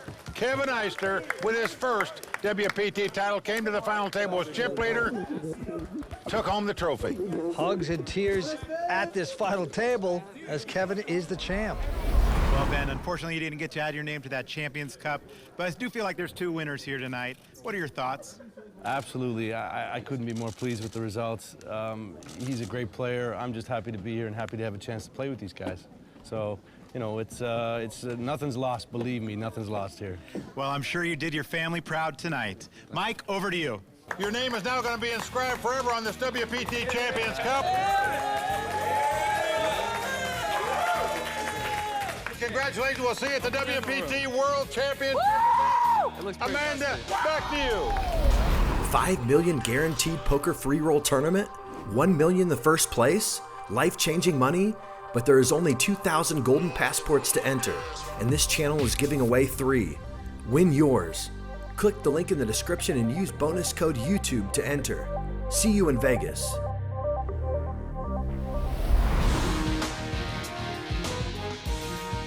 In Las Vegas, the epicenter of high-stakes poker is pushing the game to astonishing levels as a group of elite players risk a whopping $100,000 in a quest to earn over $1 million. Tonight, it's the super high roller, and it's only on the WPT. For the amateur, Jim Courtney out in front with nearly $1.7 million. Joseph Cheong not far behind with $1.65 million. And Dan Perper and Andrew Robl, as you can see, on the extreme short stack. Yeah, the winner's going to take home over $1 million, $1,023,000. And what's unique, Vince, is the guys in 4th, 5th, and 6th place, they get 0, zippity-doo-dah. That should make this a fun final table. That is right. Andy's at 2,000. Blinds are 8 and 16,000. Here we go. Action on Steven Silverman, young poker professional. He folds his hand. And now Dan Perper, who's an equity option trader from Highland Park, Illinois, also going to fold. Action around to one of the top poker pros in the world, David Doc Sands. He goes out here, though. Now Joseph Cheong, another poker pro out of Palos Verdes, California. Not going to play. It's around to Andrew Robl. And look at this. He has picked up the weapons of mass destruction, the pair of aces on hand number 1. Unbelievable, Vince. He's on the short stack at this table. Just what you dream about. You sit down and look down at 2 aces in the first hand. Now how to play them, how to extract the most money from your victim. He's going to limp in here, Vince. There you go, there you go. Very sneaky. And now it's on Jim Courtney. And, oh, I can't believe what am I seeing? This is unbelievable. What?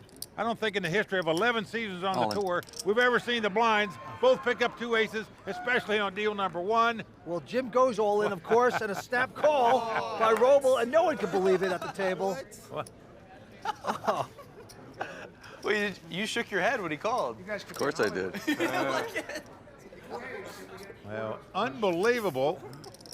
Now, obviously, one of them's going to have to make a flush to win the pot. Oh, my God. Look at this. 3 clubs come out. Jim Courtney has the ace of clubs. How they put in the cold deck. Yeah, good. Always a cold deck at the WPT for the TV. And another clubby spike. Can Jim Courtney, the real estate guy? No, it's a 4 spades on the turn. I mean, Vince, this is not even fair to lose when you have the same hand as your opponent. Don't I think jinx it him. should be a push. Here we go to the river, Mike. 2 o'clock. Andrew doesn't want to see the club, and he does not see Well, it. it's a 5, so Andrew Robl lives on, but justifiably so. Nice doing business with you.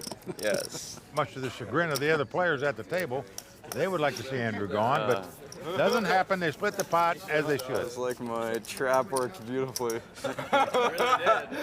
I'm thinking, man, I sure hope he raises. That is Jim Courtney, the real estate broker from Detroit, Michigan. Please He's raise, 68 please years old, a top businessman. Well, Andrew Robl, the guy he was up against, finished 2nd in this same event last year. That is So, right. Pretty impressive. Right back to the action, Dan Perper. Oh, he picked up a big hand. He's got the ace-king. Come on. Well, Dan finished 4th in this tournament last year. Chipping it here because he's on the short stack. Can't blame him. Doc Sands out. Joseph Cheong out. Now, Andrew Robl now going to take a peek at his cards. He's got a nothing hand. So he folds his hand. Around to Jim. He's out. Call. And look at this. Snap call by Steve Silverman with queens.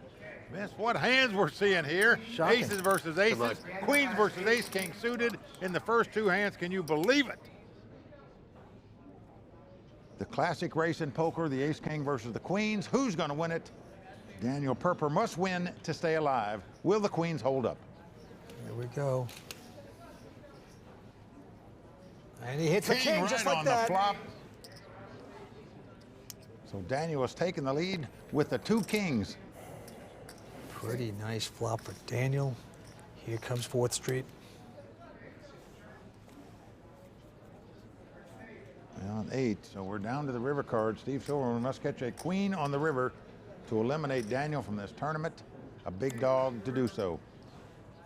And Steve hit lightning, no. So there you go. Thanks. That race goes to the short stack. Daniel Perper stays alive. Yeah, and that was a big sigh of relief.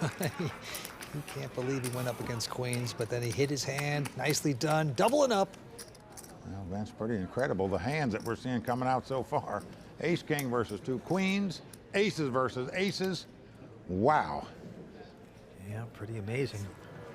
And All Perper right. stacking his chips, loving that. Back to the action. So David Doc Sands, superstar young player, looks down a queen, jack of spades. Yep, he's in first position. He always moves like he's in slow motion, though. Takes so much time to play, drives you crazy at the table, but the guy can really play. Makes it 38,000 to go. Now Joseph behind him has a jack 8 of hearts. Joseph Cheong, certainly the biggest gambler at this table in terms of willingness to play pots. He's sort of like the Gus Hansen style player. He not only plays a lot of hands, he fights for a lot of pots, just like Gus. Well, he's called, and now we have a couple folds behind him. Now it's around to Steven Silverman, also folding. Dan Perper gets out of their way, so 2-way action. Jack 8 versus Queen Jack, and we are flopping. The flop comes 10-9-3 with 2 spades.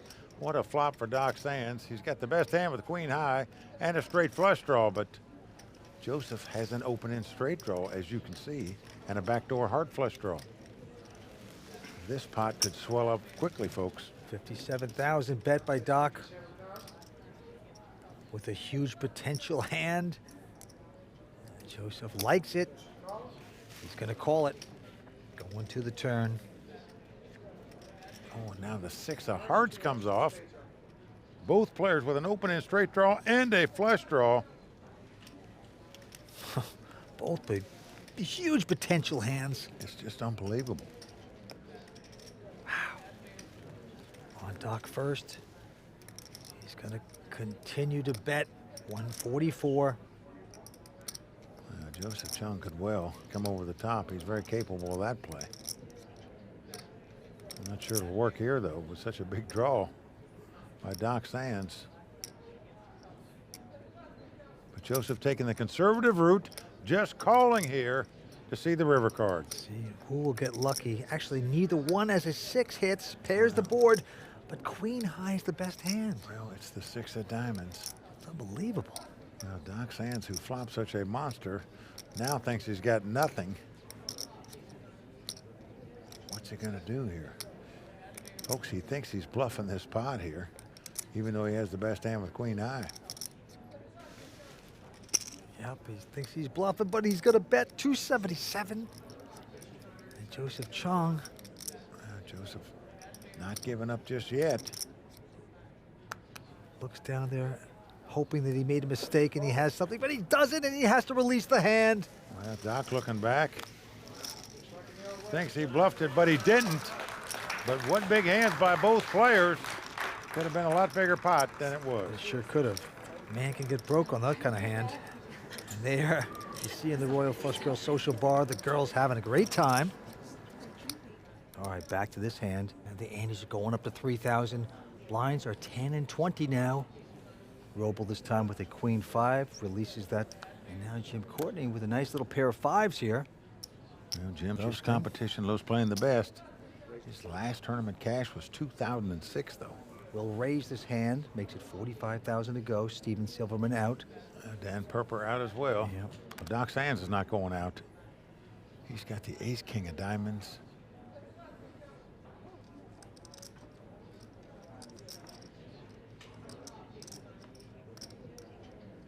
Well, I absolutely love the way Doc Sands plays poker.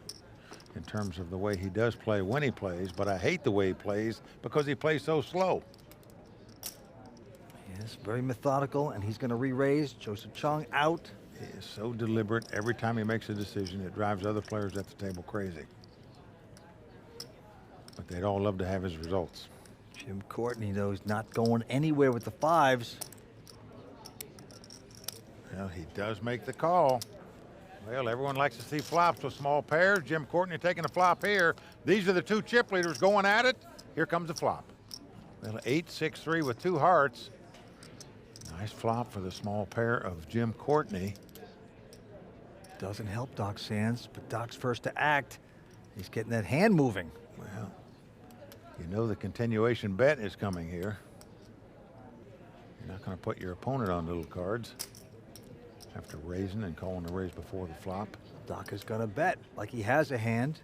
We know better. It's 224. Well, Jim's looking back at his fives again, trying to figure out what to do with them.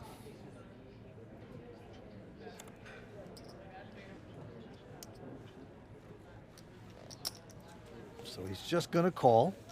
He does make the call. You know Doc Sands doesn't like that. No, that hurts. But he does like that as the ace peels off on the turn. Just like magic. Hits the ace. Well, Doc Sands, just incredible. Already this year, he's finished second, and third in 3 high roller events. Won over $1.5 million in those. Could take home over another $1 million tonight if he could win this one. Well, he's bet $357,000 into Jim Courtney. Well, I think it's an easy getaway for Jim now. He can beat nothing but a stone bluff. Yeah. That ace kind of solidifies it. And he will release the hand. Nicely done, Jim. With that pot, David Doc Sands takes a nice chip lead at this final table. Doc is just operating on these guys right now. Will it continue? Stay tuned. 6 players just getting started here at Bellagio. We're coming back for more on the World Poker Tour. Let's go to the felt. Action on the real estate guy, Jim Courtney. Quick fold by him. Now Steven Silverman picks up a little pair of 4s. Well, Steven just won the EPT High Rollers in Monte Carlo for $1 million. Just calls, doesn't raise with the small pair. Fold by Dan Perper, and now David Sands with a King 10 and the button.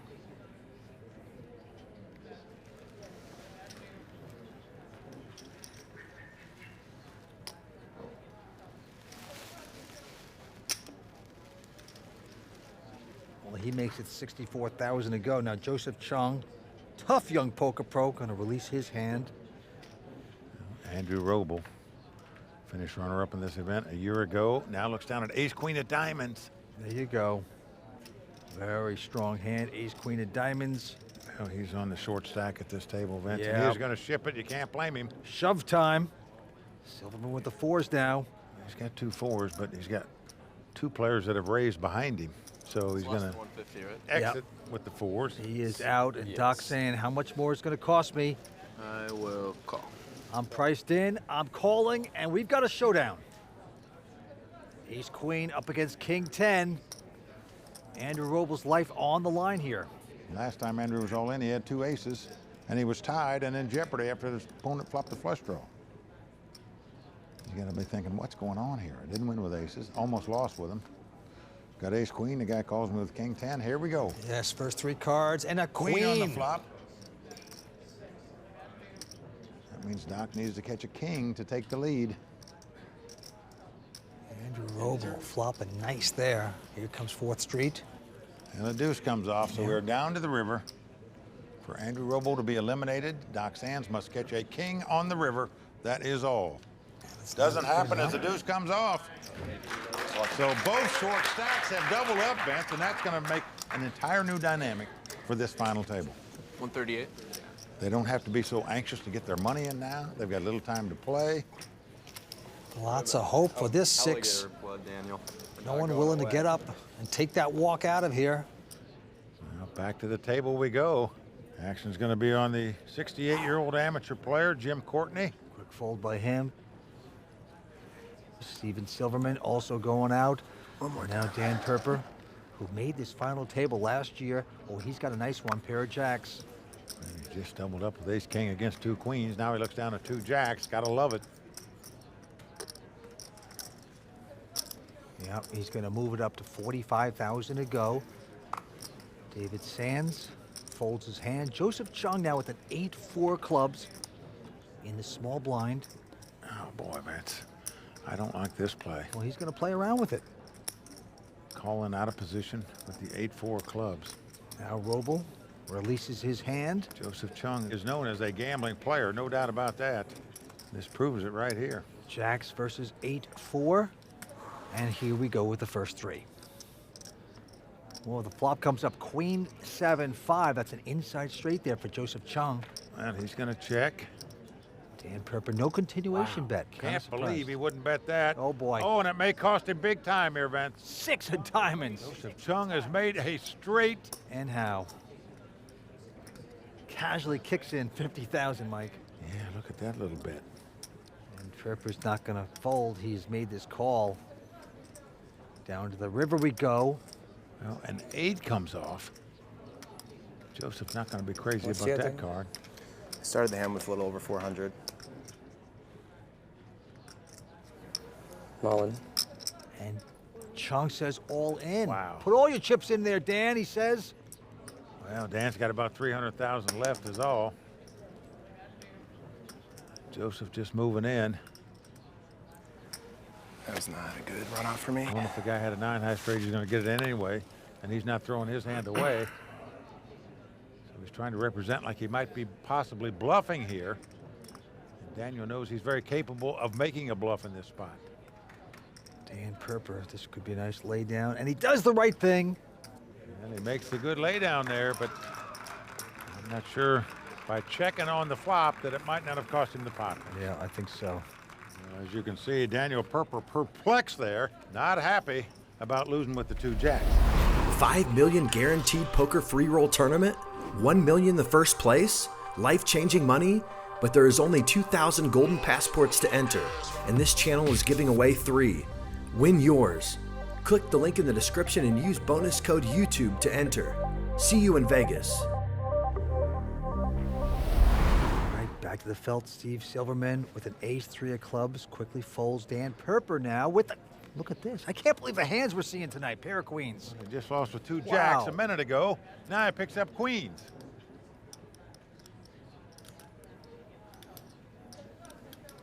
You know he's going to raise it, just trying to figure out how much to raise it. Yeah, it's got to be so exciting when you're at a final table and you start picking up big hands like this.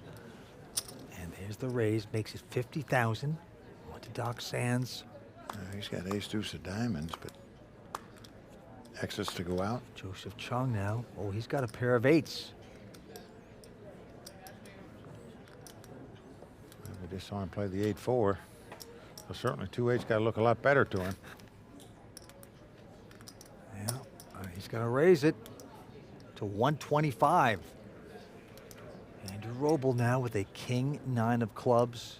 Well, the raise shut Andrew out of this pot. Now the real estate man, Jim Courtney, can't play. Back on Perper, goes all in. Call. And a quick call. Yep, all in and called, and pair over pair, Joseph can see he is not in good shape here. Yeah, I swear. You definitely dreamt those queens. Yeah. Boy, you ain't whistling Dixie. Well, Joseph said, again, you got a big hand?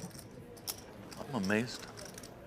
Daniel Perper from Chicago with a big opportunity now to really get back into this. Well, Joseph Cheong with the 2 snowmen, but they could melt away here because his opponent's got 2 queens. And here come the first 3. Well, 9 6 deuce with 2 hearts. 7 for a sweat? No. 7 of hearts. Yeah, Daniel looking very happy. And here comes the turn, jack of spades. Also good for Dan. Well, Joseph Cheong must catch an 8 on the river to win this pot and eliminate Daniel Perper. Otherwise, Daniel is going to double up yet again, and he does as the 4 diamonds comes off. That's him. Daniel Perper doubling up once again. Came in as an extreme short stack. Oh, boy, the equity options trader getting a good return on his investment right there, Vince. Yeah, big smile at the table. No one wants to go away here at Bellagio. All right, action's going to Joseph Cheong, the young poker professional who grew up in Palos Verdes, California. Quick fold by him. Over to top pro, Andrew Robl. He's out. And now the real estate man, Jim Courtney. He is 68 years old. He says he's been playing poker since he was 9 years old. Wow. Not a professional, but he's got king, queen this time, and he likes it. He's going to raise. Yeah, makes it 45,000 to go. Silverman out. And the other so-called amateur at the table, Dan Perper, also folding. Now Doc Sands, the chip leader, looks down at ace-9 offsuit. Yep. Now he knows that this amateur player is probably going to have a hand when he raises it, so it'll be interesting to see how Doc is going to play the ace-9 here.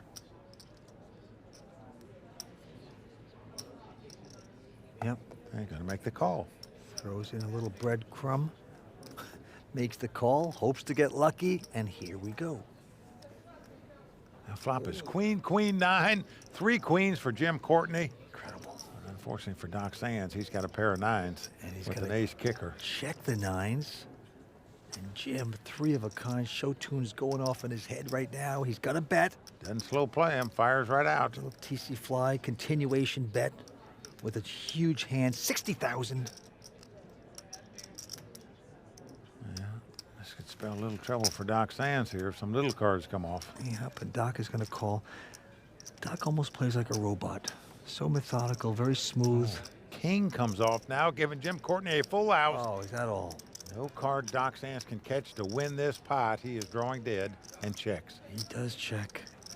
Oh, look at that, Vince. Like it. He drops his jaw like, oh, I don't like that card. I'll check. Checks the nuts and a 5 of diamonds on the river. Oh, boy. It shows you that Jim can really play. You know, you don't bet him. You have a gigantic hand, of course. Wait for your sucker to catch a little bit more. This is a ho-hum bet here, too. Yeah. 100,000 here. Doc Sands sits back in his chair. He says, what's going on? The guy checked on the turn. All of a sudden, he's going to bet on the river when that card comes off. So Doc now knows that the guy's either got nothing or he's got a big, big duke. He's got a monster. Doc with 9s, ace kicker. You can release this hand, though, knowing the player, knowing that he raised before the flop. Yeah, he's going to lay it down, Vince, and a good lay down there by Doc Sands, much to the sadness of Jim Courtney. Yeah, Jim Courtney. Sorry, dude. He owns a major business back in Detroit in the real estate business, but he just has a passion for poker. And right there you see the trophy with the cash that's going to be given out to the high roller champion. What do you do with all your trophies, Vince? Yeah, right. Huh? Trophies. I got a lot of dust on my old tennis trophies. You'll all get to see it on TV. You probably sit up and polish them every night. Oh, boy. Okay, back to this game of poker. Couple folds, and now Dan Perper. He's got a pair of 6s. And Perper's gonna... Yep, he's gonna raise with a little purpose here. Yep. 42,000 is the bet. Yes. Doc Sands. Doc's got the ace-3 of hearts, and Vince, he lays the ace suited down, the baby suited. Cheong out, now Andrew Robl. He looks down at queen-9 of diamonds out of the big blind. It cost him 22,000 more to make the call. Getting a good price on his money to do that. Yep, he's going to make this call. These are the two short stacks at the table, but yeah, around. Daniel Perper has almost twice as many. Flop comes up 4-4-2. Nice flop there for Daniel. No help for Andrew. Andrew will check it. Dan Perper with the overpair. He's got to feel comfortable. Yep, got to like that flop if you have 2 6s. Makes the bet, 43,000. No, Andrew Robl staring him down, Vince. What he's thinking here is maybe this guy's got an ace-jack, ace-10 suited, Whereas if I check raise, I could get him off this hand and take down this pot. Well, we're dealing with 2 short stacks, so be careful. And that's exactly what Andrew's going to do. Yep. As his girlfriend watches his move, he has popped it up to 105,000 to go. Well, I like the play, Vince. Might not work here, but you have to like the thinking of Andrew Robl. I'm all in. Perper says all in. Well, yep. Maybe it's not so good. Take that all back. Andrew has to lay down the hand, and nicely done by Dan. He's saying if you have a bigger pair of flop to 4, take my money. Yep. Not going to happen right there. Back to the table we go. 6 players remain here, and the antes are going up to 12 and 24,000. Quick fold by Dan Perper. Doc Sands also out. 48. Joseph Cheong. Well, announces 48,000 with the 10-4. Right behind him, Andrew picking up a big king, queen of clubs. Notice Andrew glanced to his left first before he's acting on this king, queen. All in. But Robl's going to push. yep, he's going all in. All in. Wow, and Jim Courtney now with a king. Call. Oh boy, quick call by Courtney, of course, with the kings. Andrew Robl looked at Courtney, but he hadn't looked at his hand yet. Picks up 2 kings. Silverman out. Cheong won't compete, so it is two-handed. They flip him up. Well, tough luck for Andrew Robl here. And right now, Andrew Robl's tournament life on the line, and he is in dire straits. King, queen versus 2 kings. I did not like the snap call. Well, he read Joseph Cheong perfectly there, picked him off like a cherry on a tree. Here's the flop, 9-10-4. That's pretty good for Robl. For outs. He now has outs. A jack would give him a straight. A jack. There you go. Like a jack. Andrew Robl, man that's made over $3.5 million in poker. Life on the line here on the turn. It's an 8. No help for Robl. Well, Robl, highly respected pro around the world, but right now needs help to stay alive in this tournament. Otherwise, he'll be our first victim here at the high roller. Here it comes. It's a 6 of clubs. That's going to do it for the guy that finished runner-up in this tournament 1 year ago. Andrew Robl out tonight in 6th place. Vince, he came in as a short stack. Tried to fight to stay alive, double up once, but just wasn't meant to be for Andrew tonight. Out in 6th place. $5 million guaranteed poker free roll tournament, $1 million the first place, life-changing money, but there is only 2,000 golden passports to enter, and this channel is giving away 3. Win yours. Click the link in the description and use bonus code YouTube to enter. See you in Vegas. Well, there you see the chip count. David Doc Sands out in front. A little over 1.8 million. Jim Courtney in second with 1.3. That's what they're playing for. The winner going to take home over $1 million. The guys that finish in 4th and 5th, however, get 0 zippity-doo-dah. All right, to the felt we go. Andy's at 3,000, blinds at 12 and 24. Couple folds around to the real estate man. 68-year-old Jim Courtney not going to play. So it's a battle of the blinds here. Steve Silverman, youngest player at the table, 24-year-old pro out of Rockville, Maryland. He's going to limp in and call in a small blind. And Dan Perper, who's an equity options trader out of Highland Park, Illinois. He's also content to see a flop with a 7-6.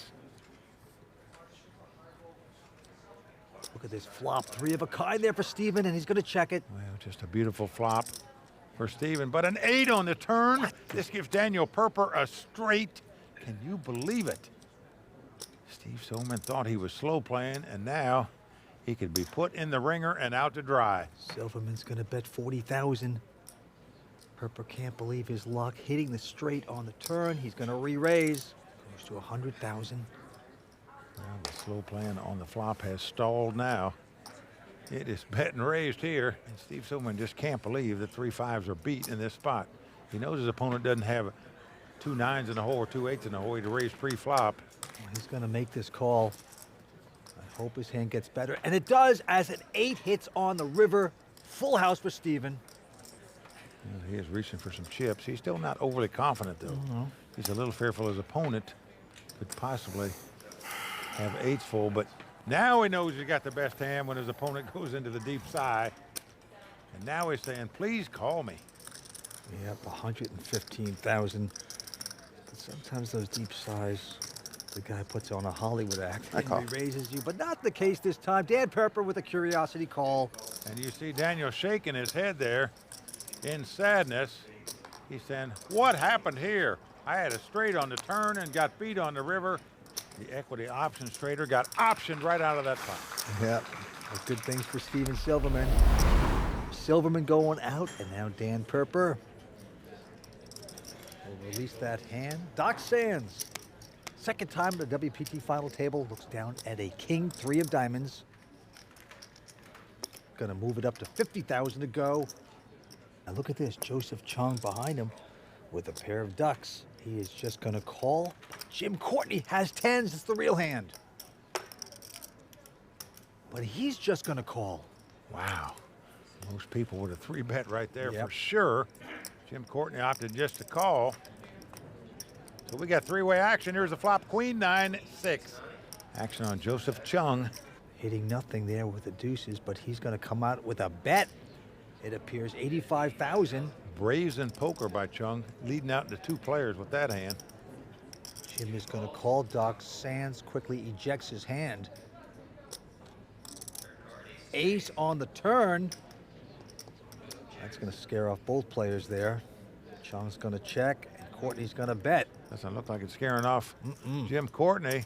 He's all of a sudden proud of his 2 10s. Yeah, he's gonna bet 125,000. Pretty bold bet by him here, I think. Now Joseph Cheong trying to figure out what he's got. And he's gonna call here, Vince. I think he's putting him on a 10-jack or a 7-8. Thinks he's got a straight draw. His deuces might be good.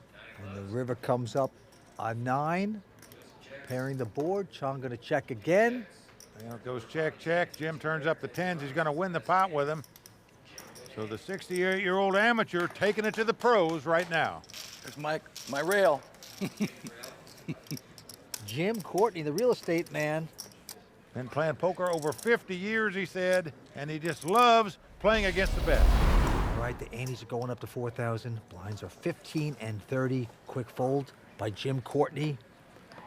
And now Steven Silverman with an ace-4. Steven out of Rockville, Maryland, only 24 years old. He recently won the EPT High Rollers event in Monte Carlo. Steve said he likes the high rollers because he likes to play against small fields. He's going to call it. Dan Perper out. And Doc Sands looking down at a king-jack. Perhaps he's going to bully this pot. Nope, just calling. And Joseph Cheong with an 8-4 will stick around as well. Well, he's happy to see a free flop. 3-way action. Now flop comes 8, 7, 6. Joseph out in front with top pair and the gut shot straight draw. David Sands with a quick check. Joseph Cheong, who is a season 9, wants to watch, has top pair, and he's going to bet it. 48,000. Silverman with none of that. Well, Silverman almost drawing dead here. To win the pot, needs to catch an ace as the cards lie.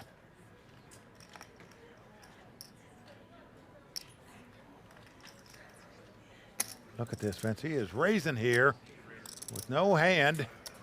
Doc Sands going away. Just making a move on Joseph Cheong here. Now Joseph faced with a tough decision as to what to do, and he's going to lay it down. So what a play by Steve Silverman there, just to take the pot away from Joseph Cheong. And that's not easy to do. Beautifully done by Steven Silverman. Boy, he gets a lot of respect with that raise. And he gets a lot of respect, Vince, because he doesn't make that many raises. Yeah. And when he does, as you said, he gets respect. All right, right back down on it. Who will become the next WPT poker-made millionaire? Dan Perper would love to have that distinction. He goes out. Doc Sands also out. Around to Joseph Cheong 60. on the button. He looks down at a 10-8. Makes it 60,000 to go, the minimum raise. Jim Courtney now with the small pair here.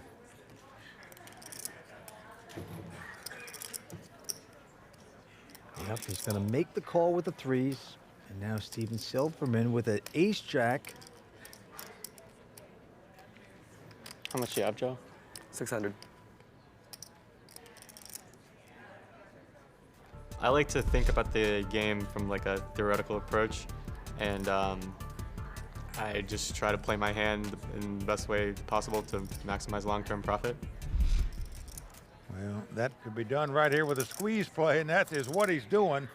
He is going to raise it up by the big blind to 210,000. So Joseph is out. And Courtney now with the threes. Cannot compete, folds the hand. Then she just wondered what would have happened had Jim Courtney 3-bet there before the flop against Joseph Cheong. I'm not sure that Steve Silverman would have played the ace-jack then. And Courtney would have won the pot rather than lost it. There's Cheong Ream, WPT champion, watching the play here tonight. Oh, I'm sorry. That was in the big. Action going to Doc Sands, who picks up a nice ace-10. Well, he's under the gun, first to act, but still, in a 5-handed poker game, you're going to play this hand most of the time. He does it, raises it to 80,000. Into Joseph Cheong, who he's got the threes this time. Well, he's most likely going to play them different. And Jim Courtney just played his 2 threes. Well, yeah, he's going to push all in. Yep. He is shipping it with the small pair. Yeah, he's been whittled away tonight, and now he's pushing with the short stack. Jim and Steve go out. What's the Daniel total? out as well. 565. Doc says, how much more do I want to keep investing? Well, he's asking because he's calculating pot odds versus what it cost him to play. 730 in the pot, cost him 485 to make the call. He's got chips in his hand. Will he do it? Well, anytime you're getting 2 to 1, you can about call with any ace in your hand. Makes the call, and we are racing. Well, it's a good call in terms of getting the right price to make the call because it's a race situation. So Joseph Cheong, who studied math and psychology at UC San Diego, a big star in the poker world, on the ropes, but a good flop for Joseph Cheong as a Jack 9-5 appears. As you can see, Joseph maintaining his poker face. He knows he gets 0 if it goes out next. If he wins this pot and doubles up, he'll have a shot to win this title. Turn cards, another Jack. Added a ton of outs there. Joseph smiling. And he's smiling and says because it gives more outs to Doc. If a 9 or a 5 comes up, he can win, as well as an ace or a 10. Down to the river we go. Joe's going to do it as a deuce of spades appears on the river. Joseph Cheong with the measly pair of threes will double up. Here we go, Steven Silverman, first to act. The 24-year-old's picking up a lot of momentum right now. Yep, he's the youngest player at the table. Limps in with the 10-8 of clubs. Right behind him, Dan Perper with an attractive king-queen of hearts. I'm all in. And he's going to ship it right here, being on the short stack. Like he should. He has shipped it, and David Sands with a pair of jacks behind him. Well, what David is contemplating, does he just call here and perhaps allow the first limper back in, or does he just go ahead and raise himself? All in. If he's going all in himself, he should too. That eliminates all the hangers-on. And Silverman's not that strong, so he folds the hand. So we have a showdown. Dan Perper, the equities option trader, on the ropes here tonight against Doc Sands. Well, he's happy to see the hand he's up against, Vince, because he's in a race. Wow, 2 hearts, just like that, 9, 6, 3. Well, a flush draw for Daniel. He needs a king, a queen, or a heart now. Here we go, the turn. And a heart. Oh, boy. Well, Daniel is going to double up right here. Dan Perper gets the heart, outdraws Doc Sands. Oh, wow, 7 of spades on the river. Just doesn't matter. So Daniel Perper will not leave this table, Vince. $5 million guaranteed poker free roll tournament, $1 million the first place, life-changing money, but there is only 2,000 golden passports to enter, and this channel is giving away 3. Win yours. Click the link in the description and use bonus code YouTube to enter. See you in Vegas.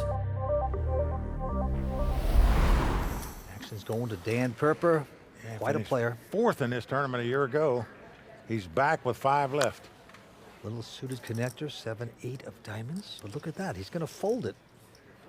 Kind of surprising. Now David Sands behind him with a queen, 6 of diamonds. Doc reaching for chicks. Methodically bets, as he always does. I've told you, I love the way this guy plays poker. I hate how he plays, which is slow. Well, he has made it 80,000. A quick call by Joseph Cheong with ace-10. Jim Courtney going out. And Steven also folding, so we have two-way action. Ace-10 versus queen-6. Flop comes up king, queen, 10, all hearts. Well, these are the 2 biggest names fighting it out for this title at this final table. Doc checks that flop. Yeah. Joseph checks right behind him. Both players afraid of all the potential of that royal flush flop. They both have a piece of it. 3 of spades on the turn. Doc Sands with queens. You're scared of the flush out there. You're scared of the straight. You're scared of the overcard. Just plain scared all around. Well, but if you're Doc Sands, you say, you know, this guy didn't bet on the flop. I think my queens are the best hand. I'm going to bet here. There's the bet. Looks like 140. Joseph Cheong with an annoying call if you're Doc Sands. We're going to the river. 9 of hearts comes off, so 4 cards straight flush on the board. Neither player going to be happy to see that one. Now Doc is going to check his queens. Joe contemplating a bet, but no, he slows down, chickens out. Doc Sands going to take down that pot. And he's got to love getting by with that. Well, as you can see, Doc Sands has great confidence in himself, and why not? He has respect of poker players around the world. The guy is just sensational and playing great tonight. All right, action going to Dan Perper, the 38-year-old out of Illinois, a family man, equities trader, folds the hand. And Doc looks down at the 4-3 offsuit. He goes out as well, and Joseph Cheong is not going out with an ace-8. 80? I can assure you. Yep, he's going to raise to 80,000. Jim Courtney going to take a breather. And now Steven Silverman picks up a pair of 5s. About 980. 980? I think so. Silverman went to the University of Maryland. He's been playing very shrewdly tonight so far. He's got the 5s. He's been raised. All in. He's going to push all in. He sure is. That is going to put unbelievable pressure on Joseph Cheong with an ace-8 offsuit. Steven has him covered in chips, so Joseph knows if he plays this pot and loses it, he's out with 0 money. Call. But he's going to make this call. Wow. So we've got a race, and folks, this could literally be $1 million race for real money. Whoever wins it will be the chip leader at the final table. If Joseph loses this pot, he'll be out in 5th place. Remember, folks, nothing for 5th and 4th place, $1 million to the winner. You can't just have ace-4 suited there? You can't just have 4s? I was thinking, I was like, this could be a tough spot for 4s. Yeah. Here we go with the flop. It's a Jack 7-3. So far, so good for Steven. Jack 7-3. Joseph needs some help. Oh, an ace! He caught an ace on the turn. Incredible. Steven Silverman is going to have to catch a 5 to win this pot. And that'd be chopped in half if he doesn't connect. It's an 8. So aces and 8's a dead man's hand. That's, I got to tell you, there's not many players in the world that would make that call in that spot with an ace-8 offsuit. I figured it out. Joseph Cheong, the new chip leader. Players remain. To the felt we go. David Sands with a 9-8. Nothing to write home about, but don't tell that to Doc, because he's going to bet it. Well, he's an aggressive young player. Makes it 80,000. Joseph out, and now Jim Courtney wakes up with King Queen. He's the real estate man from Detroit, 68 years old, making the call. Just make the call. Steven out. Dan Perper also out. All right. Deeper, you got. So we have King Queen up against 9-8. Man in his 20s, man in his 60s, going after it. Well, Jim Courtney has him covered. Well, it comes King 8-6. Jim has top pair. Doc has middle pair and checks. And a quick bet by Jim Courtney. A snap bet. Let's see if Doc Sands can pick up on that.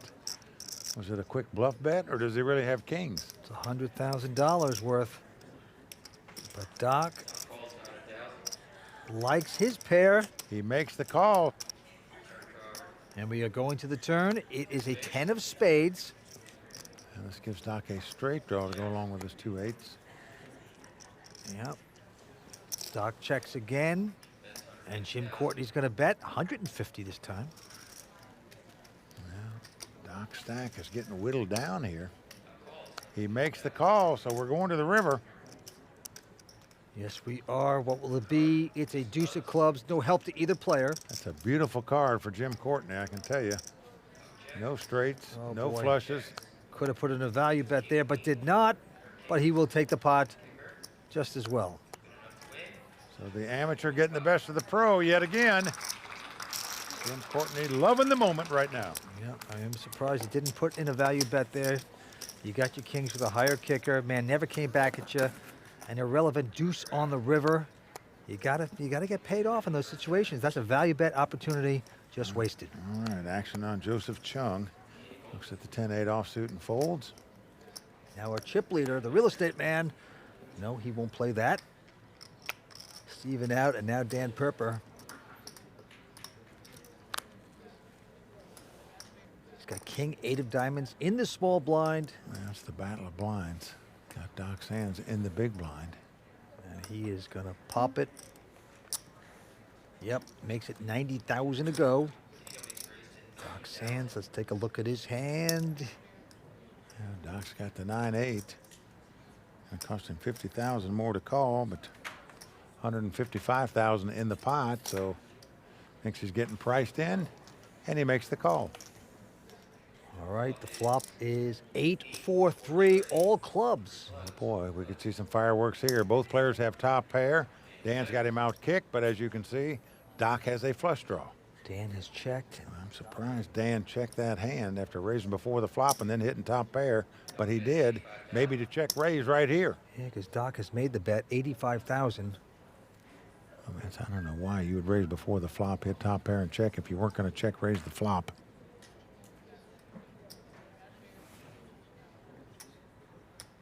But he just makes the call.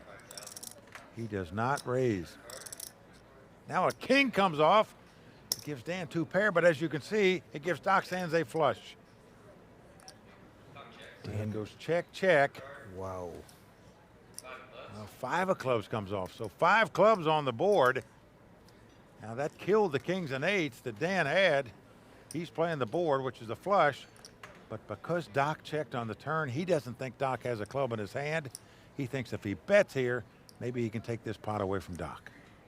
And that's what he's doing, Vince. Yes, he is. 145.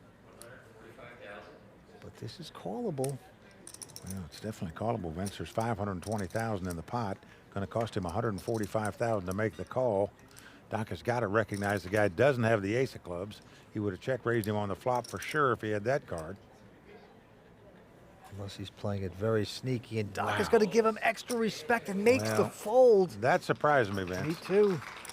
I mean, physically, you have to put the guy, I think, on queen, jack, or 10 of clubs in his hand exactly to lay that hand down.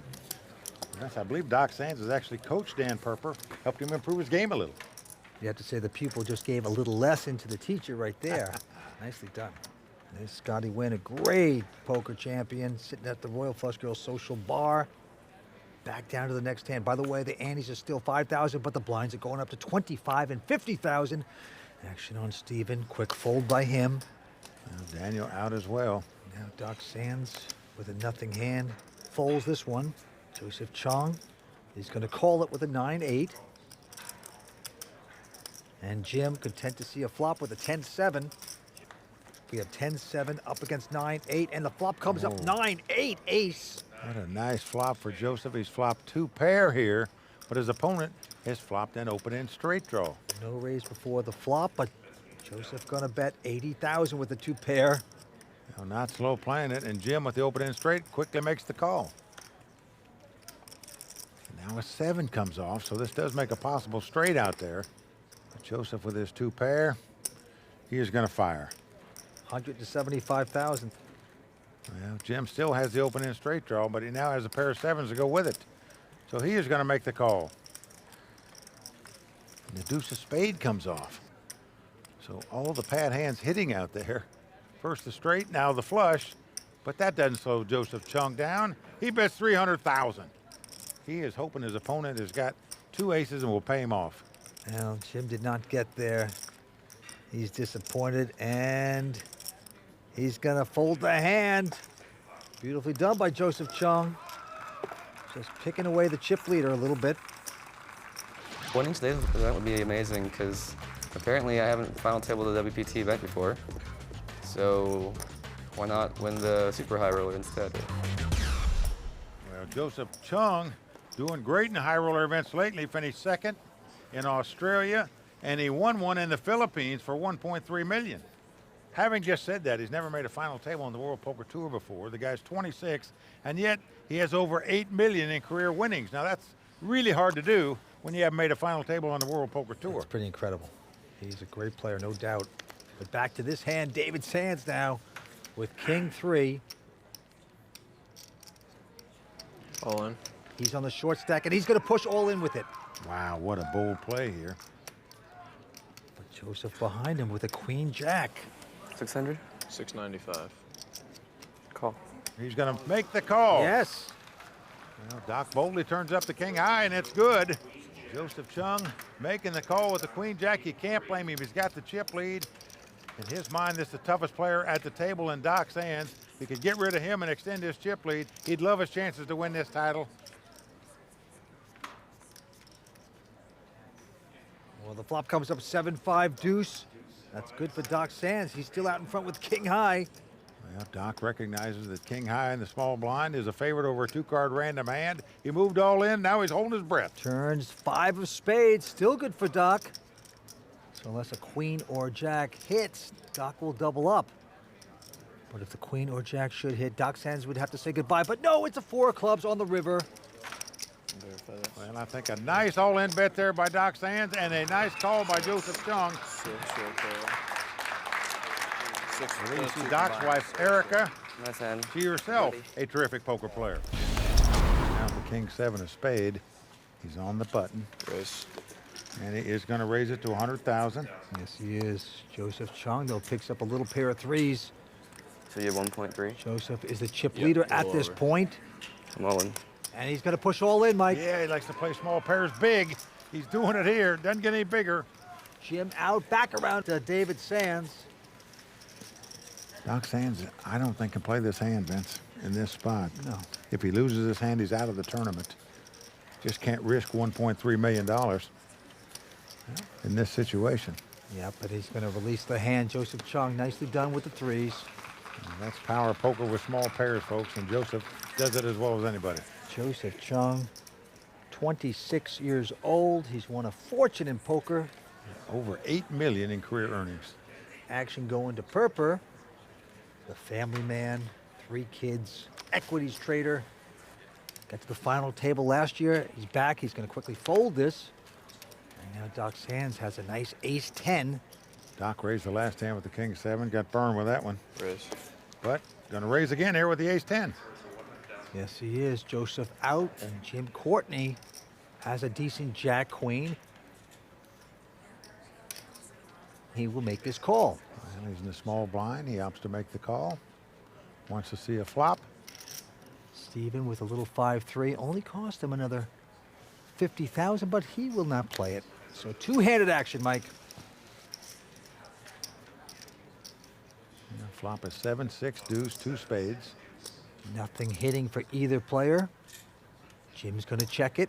Now, will Doc make the continuation bet? No. He's checking it. I like this check, Vince. If he gets check raised, he's going to have to lay the hand down. Board pair 6 is on the turn, and look at this. Jim's going to lead out and bet. Bets 100,000 here. Now, Doc just not believing he's got small cards because he called a raise out of the small blind. So he makes the call with the ace high. Yeah, he does. Going to the river. No one gets there as a 5 of spades. Pops up. So possible straight, possible flush. And look at this. Jim Courtney, the amateur, firing another bet. 175,000 this time. And that is going to test all the ability of Doc Sands right here. You just don't think amateurs are going to bluff at pots, let alone bluff on 2 streets in a row. Very tough to make this call with just ace high, the way the hand was played against this particular player. Yep. He makes the call, Vince. What a play by Doc Sands. The guy has to be bluffing for him to win, and you just don't suspect amateurs to bluff on 2 different streets. That's a good call, buddy. That is going with your gut, folks, and Doc Sands' instincts in poker are as good as anybody in the world. All right, right back on the felt, David Sands. They call him the doctor because he loves to operate on guys. He's got nothing hand, folds it on Joseph. Joseph going to raise it up with the king 5. Makes it 100,000 to go. For all of it. Into Jim, who's going to take a breather after that last lesson. And Steve Silverman on the short stack with 5 players left. Has the king 5 of clubs. He knows Joseph Cheong raises with any 2 cards in this position. All in. And he's going to push all in. All in. He's going with it. Oh, but Dan behind him with a pair of ladies, just like that, says all in, over the top. Joseph finally gets out. Whoa, what a time to run up against queens. Steven Silverman, his poker life on the line here. Well, very unlucky, Vince. He's in the small blind. He was playing against Joseph Cheong, and then the big blind picks up 2 queens. Here we go with the flop as a jack 6 deuce. No help for Steven Silverman. Now the 24-year-old poker pro out of Rockville, Maryland needs some help here. Better catch a king for 2 runners to make a straight, or he's out of here. Not there. 6 of hearts on the turn. No help for Steven. One last card. Well, if he doesn't catch a king, he won't be wearing the crown tonight, and he does it. Steve Silverman from Rockville, Maryland, going to be out in 5th place. Yeah, just couldn't make things happen. Steven Silverman walks away, going over to talk to Matt Savage. Steven's pretty brutal night tonight. How did the big bubble dynamic change the table for you? I mean, the short stack people, players doubled up and stacks got pretty short. So, I mean, you still have to stay aggressive. Otherwise, you're just going to kind of blind down. And, yeah, I just didn't win the all-ins. Yeah, tough way to go, Steven. I'm sure we'll see you back here again at the next tie roller. Back to you, Kimberly. $5 million guaranteed poker free roll tournament, $1 million the first place, life-changing money, but there is only 2,000 golden passports to enter, and this channel is giving away 3. Win yours. Click the link in the description and use bonus code YouTube to enter. See you in Vegas. All right, the antes of 5,000, blinds 25 and 50. Action on Dan Perper. He is the chip leader. And I don't want to think about the 100,000 the guy loses that goes out next. Think of the big bar tab he's going to have. Well, Perper with a king 10 will raise to 110,000, and now Doc Sands picking up a gigantic hand. Ace king. All in. And he's going to push all in. Four-handed poker game. It's all going in there. Oh, Joseph Cheong picks up 2 queens. And he says all in. What a cold deck right now. Well, the 2 pros are going to fight it out here in a race situation. Whoever wins this pot will be a massive chip leader. Joseph has him covered, of course. So Doc Sands' tournament life on the line. He loses the race. He's out with 0. He wins it. He's the big chip leader with 4 left. All right. There's Doc Sands' wife, Erica, looking nervous. I know who Dan's rooting for. Well, Doc Sands has got to be saying, can I ever win one race? Going ace on the flop. Holy smoke. Well, Doc was thinking, I'm due to beat this guy a pot in the race. He smacks the aces, and here we go to the turn. Well, a heart comes off. Unfortunately, Joe does not have a heart. He needs a queen, a 2-outer. Last card coming up. 9 of spades. I'll verify this for you, deal. Well, Doc finally wins the race, and it couldn't come at a better time for him. He needed it to stay alive, and with it, he's the big chip leader. Joseph, who had all that momentum going, now will be on the morphine drip down to under $500,000. Yeah, but certainly you got to play 2 queens in that spot. Oh, There's of course. nothing you can do about It's it. just a setup hand. The old cooler, as we like to say. Okay, a couple folds, and now David Sands with a pair of 4s. He says all in. Call. And Joseph has picked up kings. Oh, man. Well, Doc can't believe it. Obviously, he's got plenty of chips to have him covered, but, you know, he was hoping at worst he'd be in a race situation there. You don't mind losing this one, do you? Don't mind losing them all. I don't think I'm going to lose this one. I think you're going to shower me here. I'm going to give you a hug if I do. And a nice dinner. Definitely a hug. Maybe a little reprieve for Joseph. A good chance for him to double up and get right back in this thing. Whoa. 5, 6, 7 as the crowd moans. Opening straight draw for Doc Sands. Yeah. Joseph Cheong says, you got to be kidding me. Here we go to the turn. A 10. Can I squeeze the last card? That wasn't how it was supposed to go. Joseph holding his breath. It's a paint, just what Joseph wanted to see. Any paint that came off was good for Joseph. 4. Well, folks, you want a drama on the World Poker Tour, you're getting it tonight. No doubt about it. Tough to lose a fourth-place guy here. Okay, and right now the antes are 10,000, blinds are 30 and 60,000. Action on Jim Courtney. He's getting whittled away. Now he's on the short side. He picks up 8s and he goes all in with it. Now Dan Perper folds the hand. Wow, David Sands has a strong ace-10 of spades. All in. And he goes all in. And he's going all in here. Joseph Just goes gambling out. that Jim Courtney's a little bit of a desperado here. You might have the best hand, but it's a race situation. Action happening really fast. Now, poor Jim Courtney has seen all 3 of these guys be all in for their tournament life at least 3 times at this final table. This is the first time he's been all in where he can be eliminated. Jim must win this pot to stay alive or we'll be down to 3 players. Oh, the businessman, the real estate guy, 68 years old, Jim Courtney. Doffs his hat to the dealer and says, treat me well. Will the 8s hold up? Here's the flop. Queen, Jack 4. Gives Doc a straight draw as well. A king would give him a straight, ace or 10, give him the lead. Jim Courtney out in front here. So far, here comes the turn. It's a 3. So far, so good for Jim Courtney. If he can dodge an ace, king, or a 10, he'll double up. 5 of heart, baby. Here it is. It's the 5 of diamonds. He has done it. That is right. Jim said, give me a 5, and he gets a 5. Well, that thud you heard was the heart of Joseph Cheong and Daniel Perper dropping to the floor. They now have to go back to battling. So the mid pair is going to hold up. Jim looking relieved. He's saying to himself, all 3 of these guys stayed alive in their races on at least 3 occasions. Certainly one time for me seems justifiable. There's the cash and the trophy. First place going to take home $1 million. Doc Sands out in front at the moment, but still pretty impressive. 2 amateurs, 2 pros fighting it out for this title. All right, back down at it. Dan Perper now from Illinois. Wow, he's got a pair of queens. Well, he has caught his share of tickets at this final table, that's for sure. Makes it 150 to go. Doc Sands, though, has ace-queen. I like this call by Doc. Most always he would 3-bet in this situation with this hand, but not now. He's the chip leader up against the guy sitting in second chip position. Joseph and Jim go out, so 2 big hands gonna battle here. Ace queen versus a pair of queens, and the flop is a queen. This could spell doom in terms of losing a lot of chips here for Doc Sands. He's got top pair, top kicker. No possible flush draw out there. I just don't see him not losing a lot of chips in this pot. Sure. Perper makes the continuation bet with the set.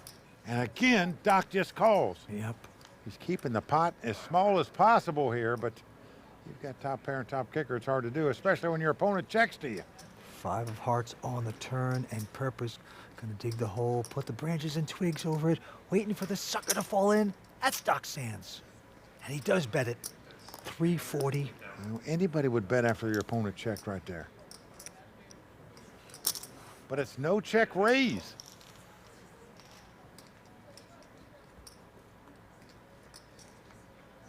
And now the board pairs 6s, giving him queens full, and it's the kind of card that could spell more doom for Doc Sands, especially when his opponent checks like he did there. You have to feel like you have the best hand. Yeah. If you're in Doc Sands' seat, the way this hand was played. Oh, yeah. So Doc's gonna put out 530,000. But look at this, a quick all-in by Dan. Might have been too quick. Maybe too quick is right. Count. And it cost Doc another $710,000 to make the call. A lot of money in the pot right now. But Doc has got to be saying to himself, no way a guy's going to bluff off his last money here. Surely in this format where the guy gets 0 going out next.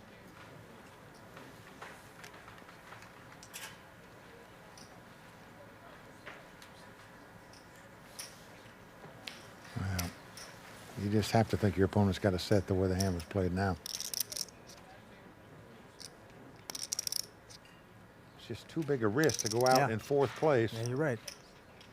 When third place gets 430,000 and fourth gets 0. Yep. Let's see if Doc can sort it out. It's the best bluff I've ever seen. If it's bluff. He lays down the hand. Yep. What a laydown by Doc Sands. Had he played that hand any faster, for sure, he's going to lose another 710,000. Well, that is a big comeback for Dan Perper, who's now the chip leader. Well, he started this final table in nearly last place. Finished fourth last year. This year, he's chip leader with 4 left. 2 years in a row for Daniel Perper to make the final table. That is really impressive for the 38-year-old out of Illinois. Well, action's on Jim Courtney. He's got Queen Jack here. He's going to get out. And now Dan Perper with a pair of 5s.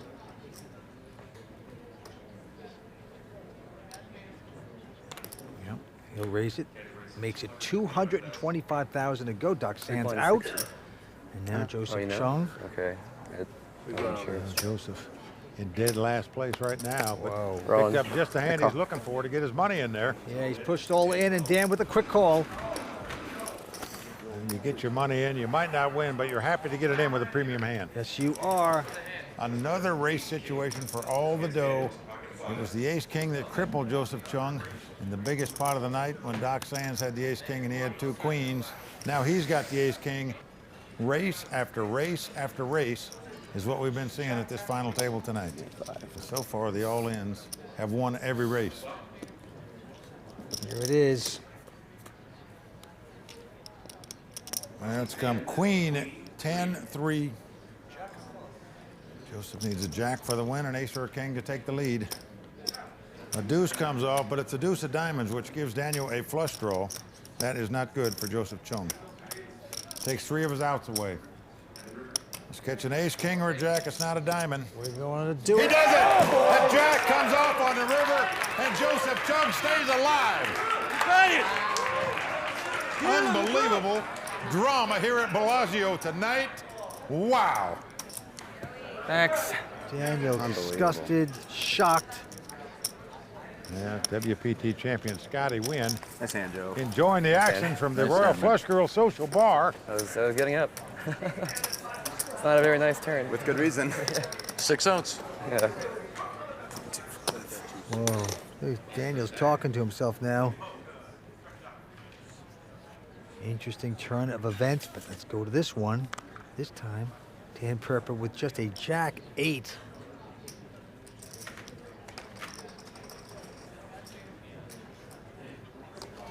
What am I doing?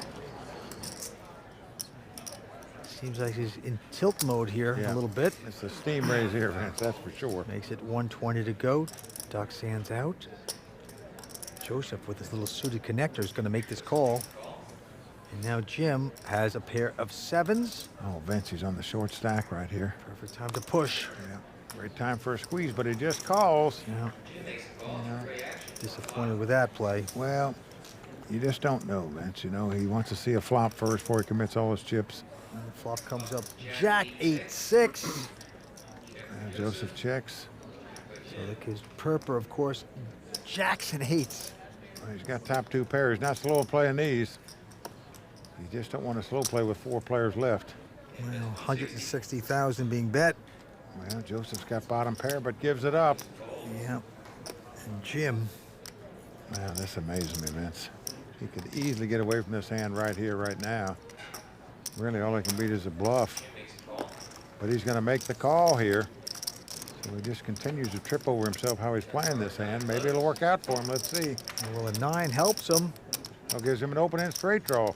Might get him in trouble. All in. I call. Well, all in and called. And if he doesn't catch a 5, 7, or a 10, he's not only in trouble, he's out of here. 10 or 7.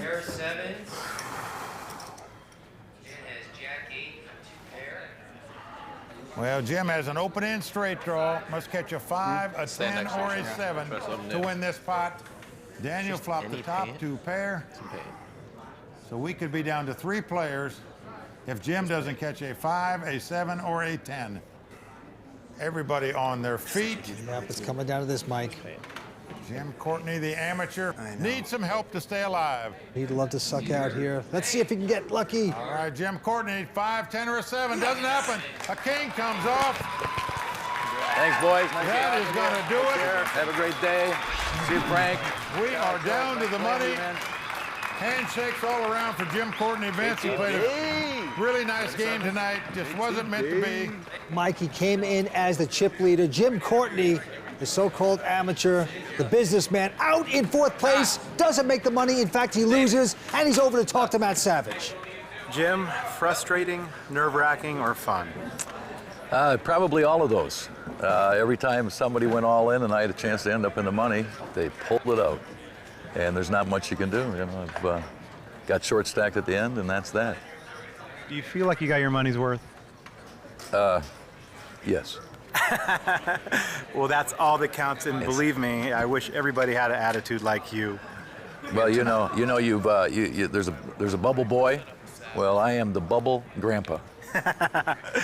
Well, thanks for being here. My pleasure. Obviously, it was a lot of fun to watch. Yeah, well, good. Kimberly, back to you. First start on the short stack. That's one big. Now the big chip leader, but he's up against 2 of the best pros around. Sands quickly folded. Now Joseph Cheong has gone all in with a pair of 5s. 970. And Dan's got ace-3.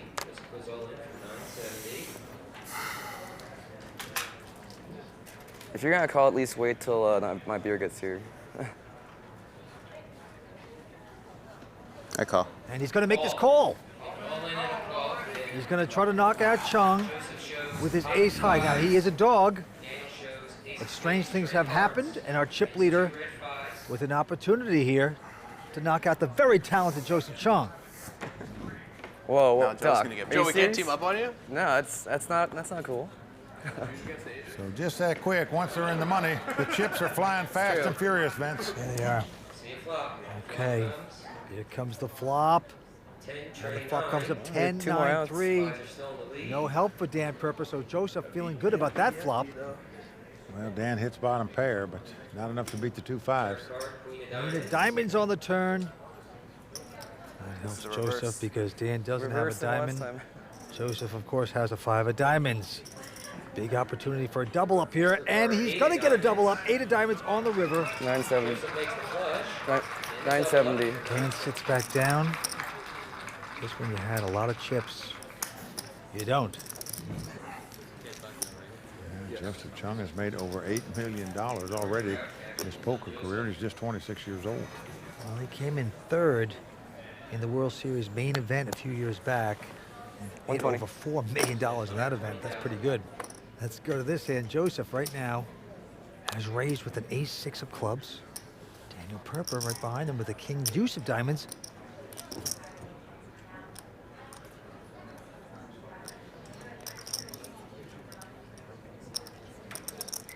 And look at this. Joseph is raised and Dan Perper looks like he's getting out raising chips here, Vince.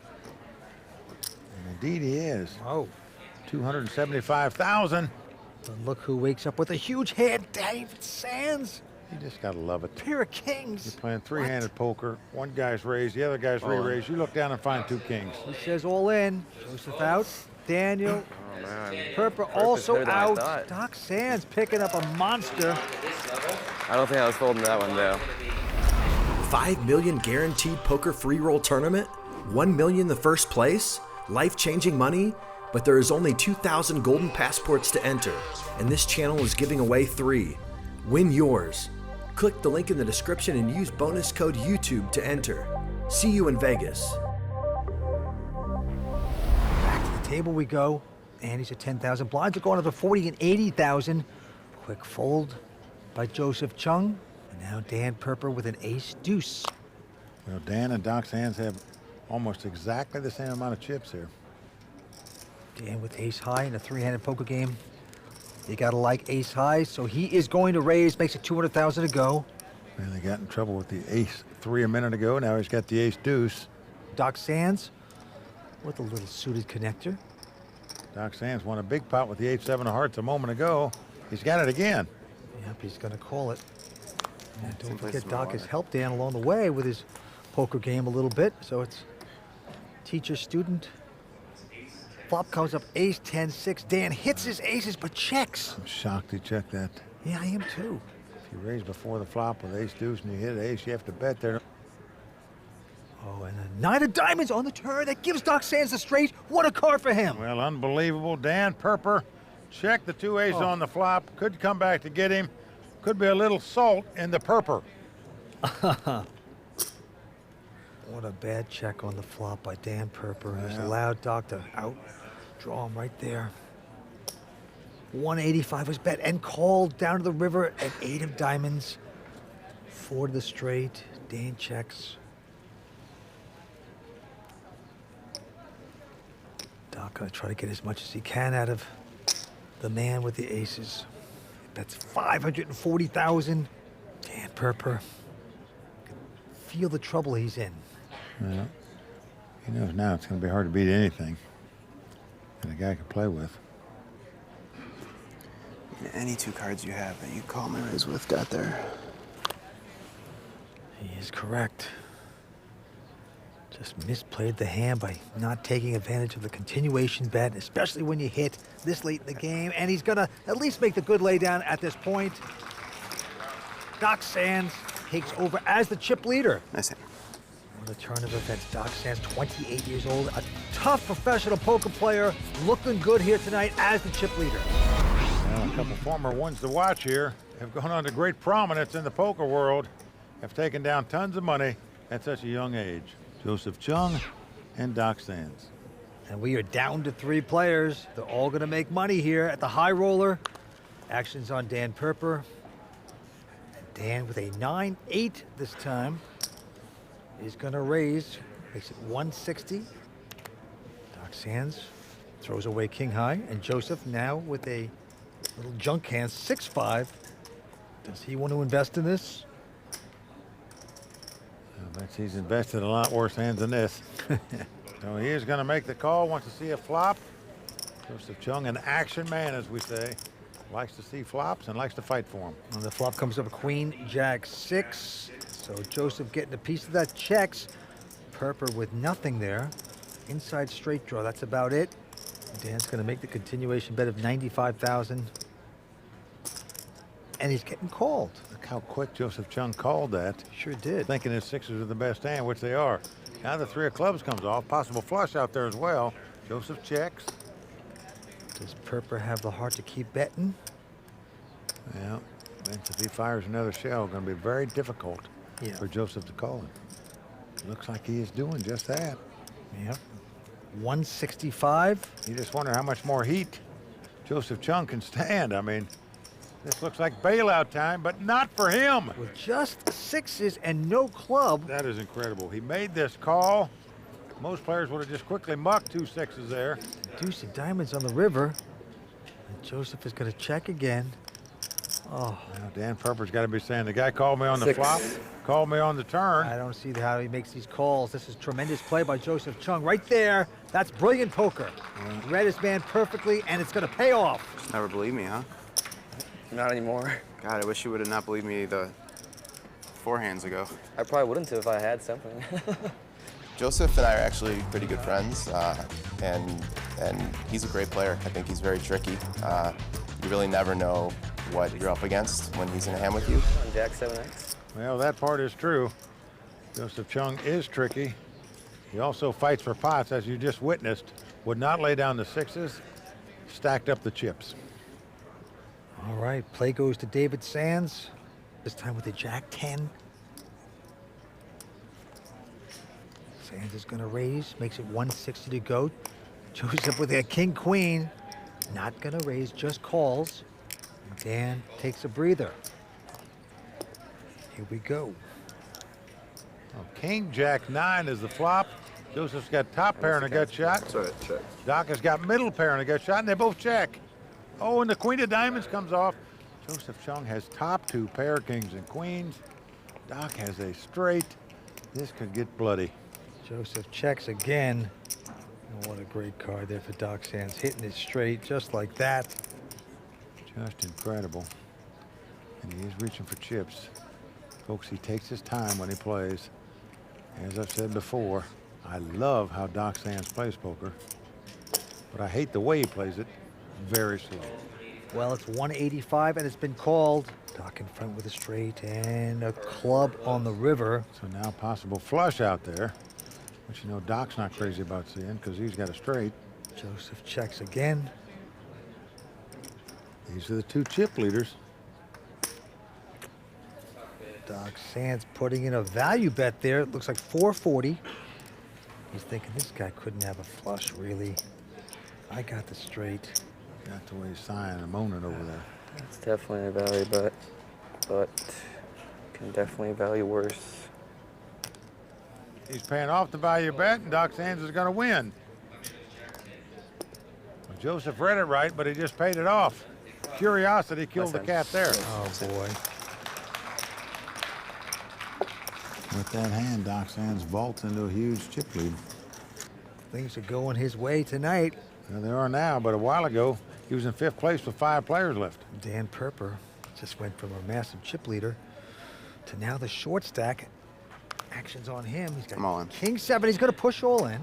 Yeah, he's pushing all in is right. Doc's got a pair of 5s. So he's going to try to make something happen here. Now, the thing is, usually with 5s, you don't call off with a small pair.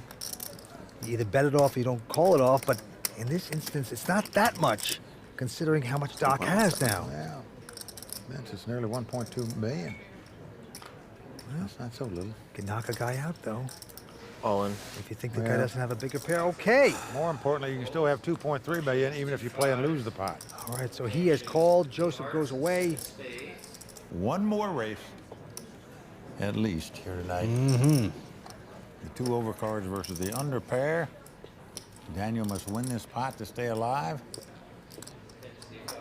King 7 versus the 5s. Here we go. Oh, and a 5-8-4, 3 of a kind like that for Doc Sands.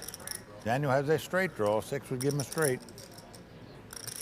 Daniel's got some possibilities. Not there. Jack comes off. Daniel Perper must catch a 6 on the river, a gut shot straight to stay alive in this tournament. Down to the river. Here it comes. It's an 8, full house for Doc Sands. That's going to do it for Daniel Perper from Highland Park, Illinois. Finished 4th in this tournament a year ago, 3rd tonight. Really, really good stuff, Vince. Yeah, he didn't make many mistakes. A big effort by Daniel Perper.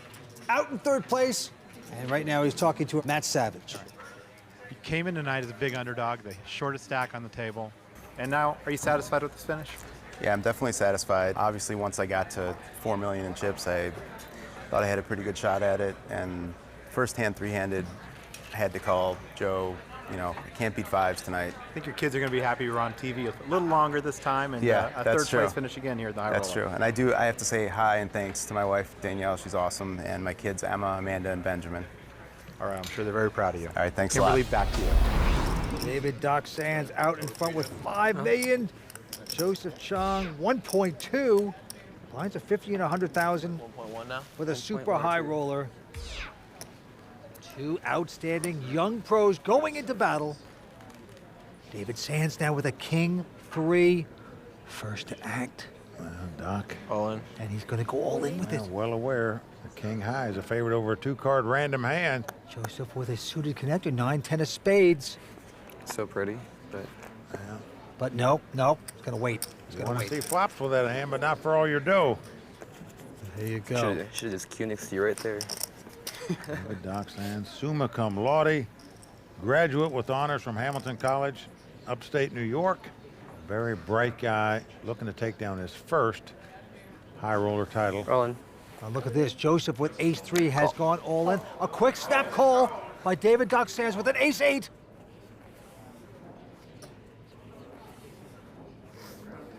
Wow, it could be over this fast. I'll take a chop. I bet you will. If the ace-8 holds up, David Doc Sands will be our champion. Whoa, what an opportunity. He was a short stack tonight, and now he's battled back, and the flop is a Queen 5 deuce. Now, neither of these guys have shown emotion all night long when they've been all in or had somebody all in. They remain stoic until it's over. Joseph would love to hit a 3 or a 4.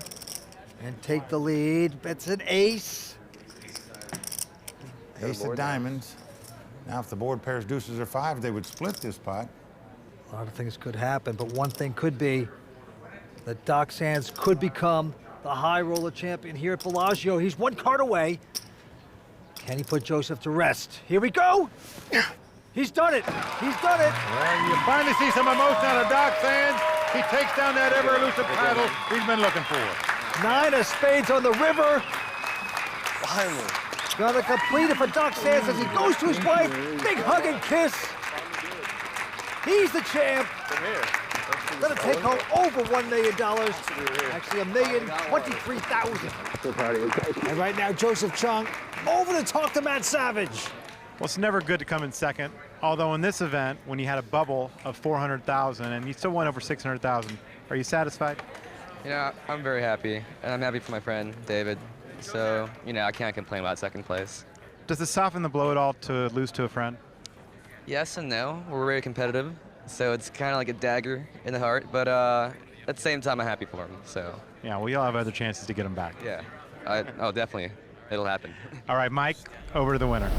We're thrilled that you won this title. Congratulations to David Doc Sands. Once again, Kimberly, back to you, Vince. Give the man the trophy. There you go.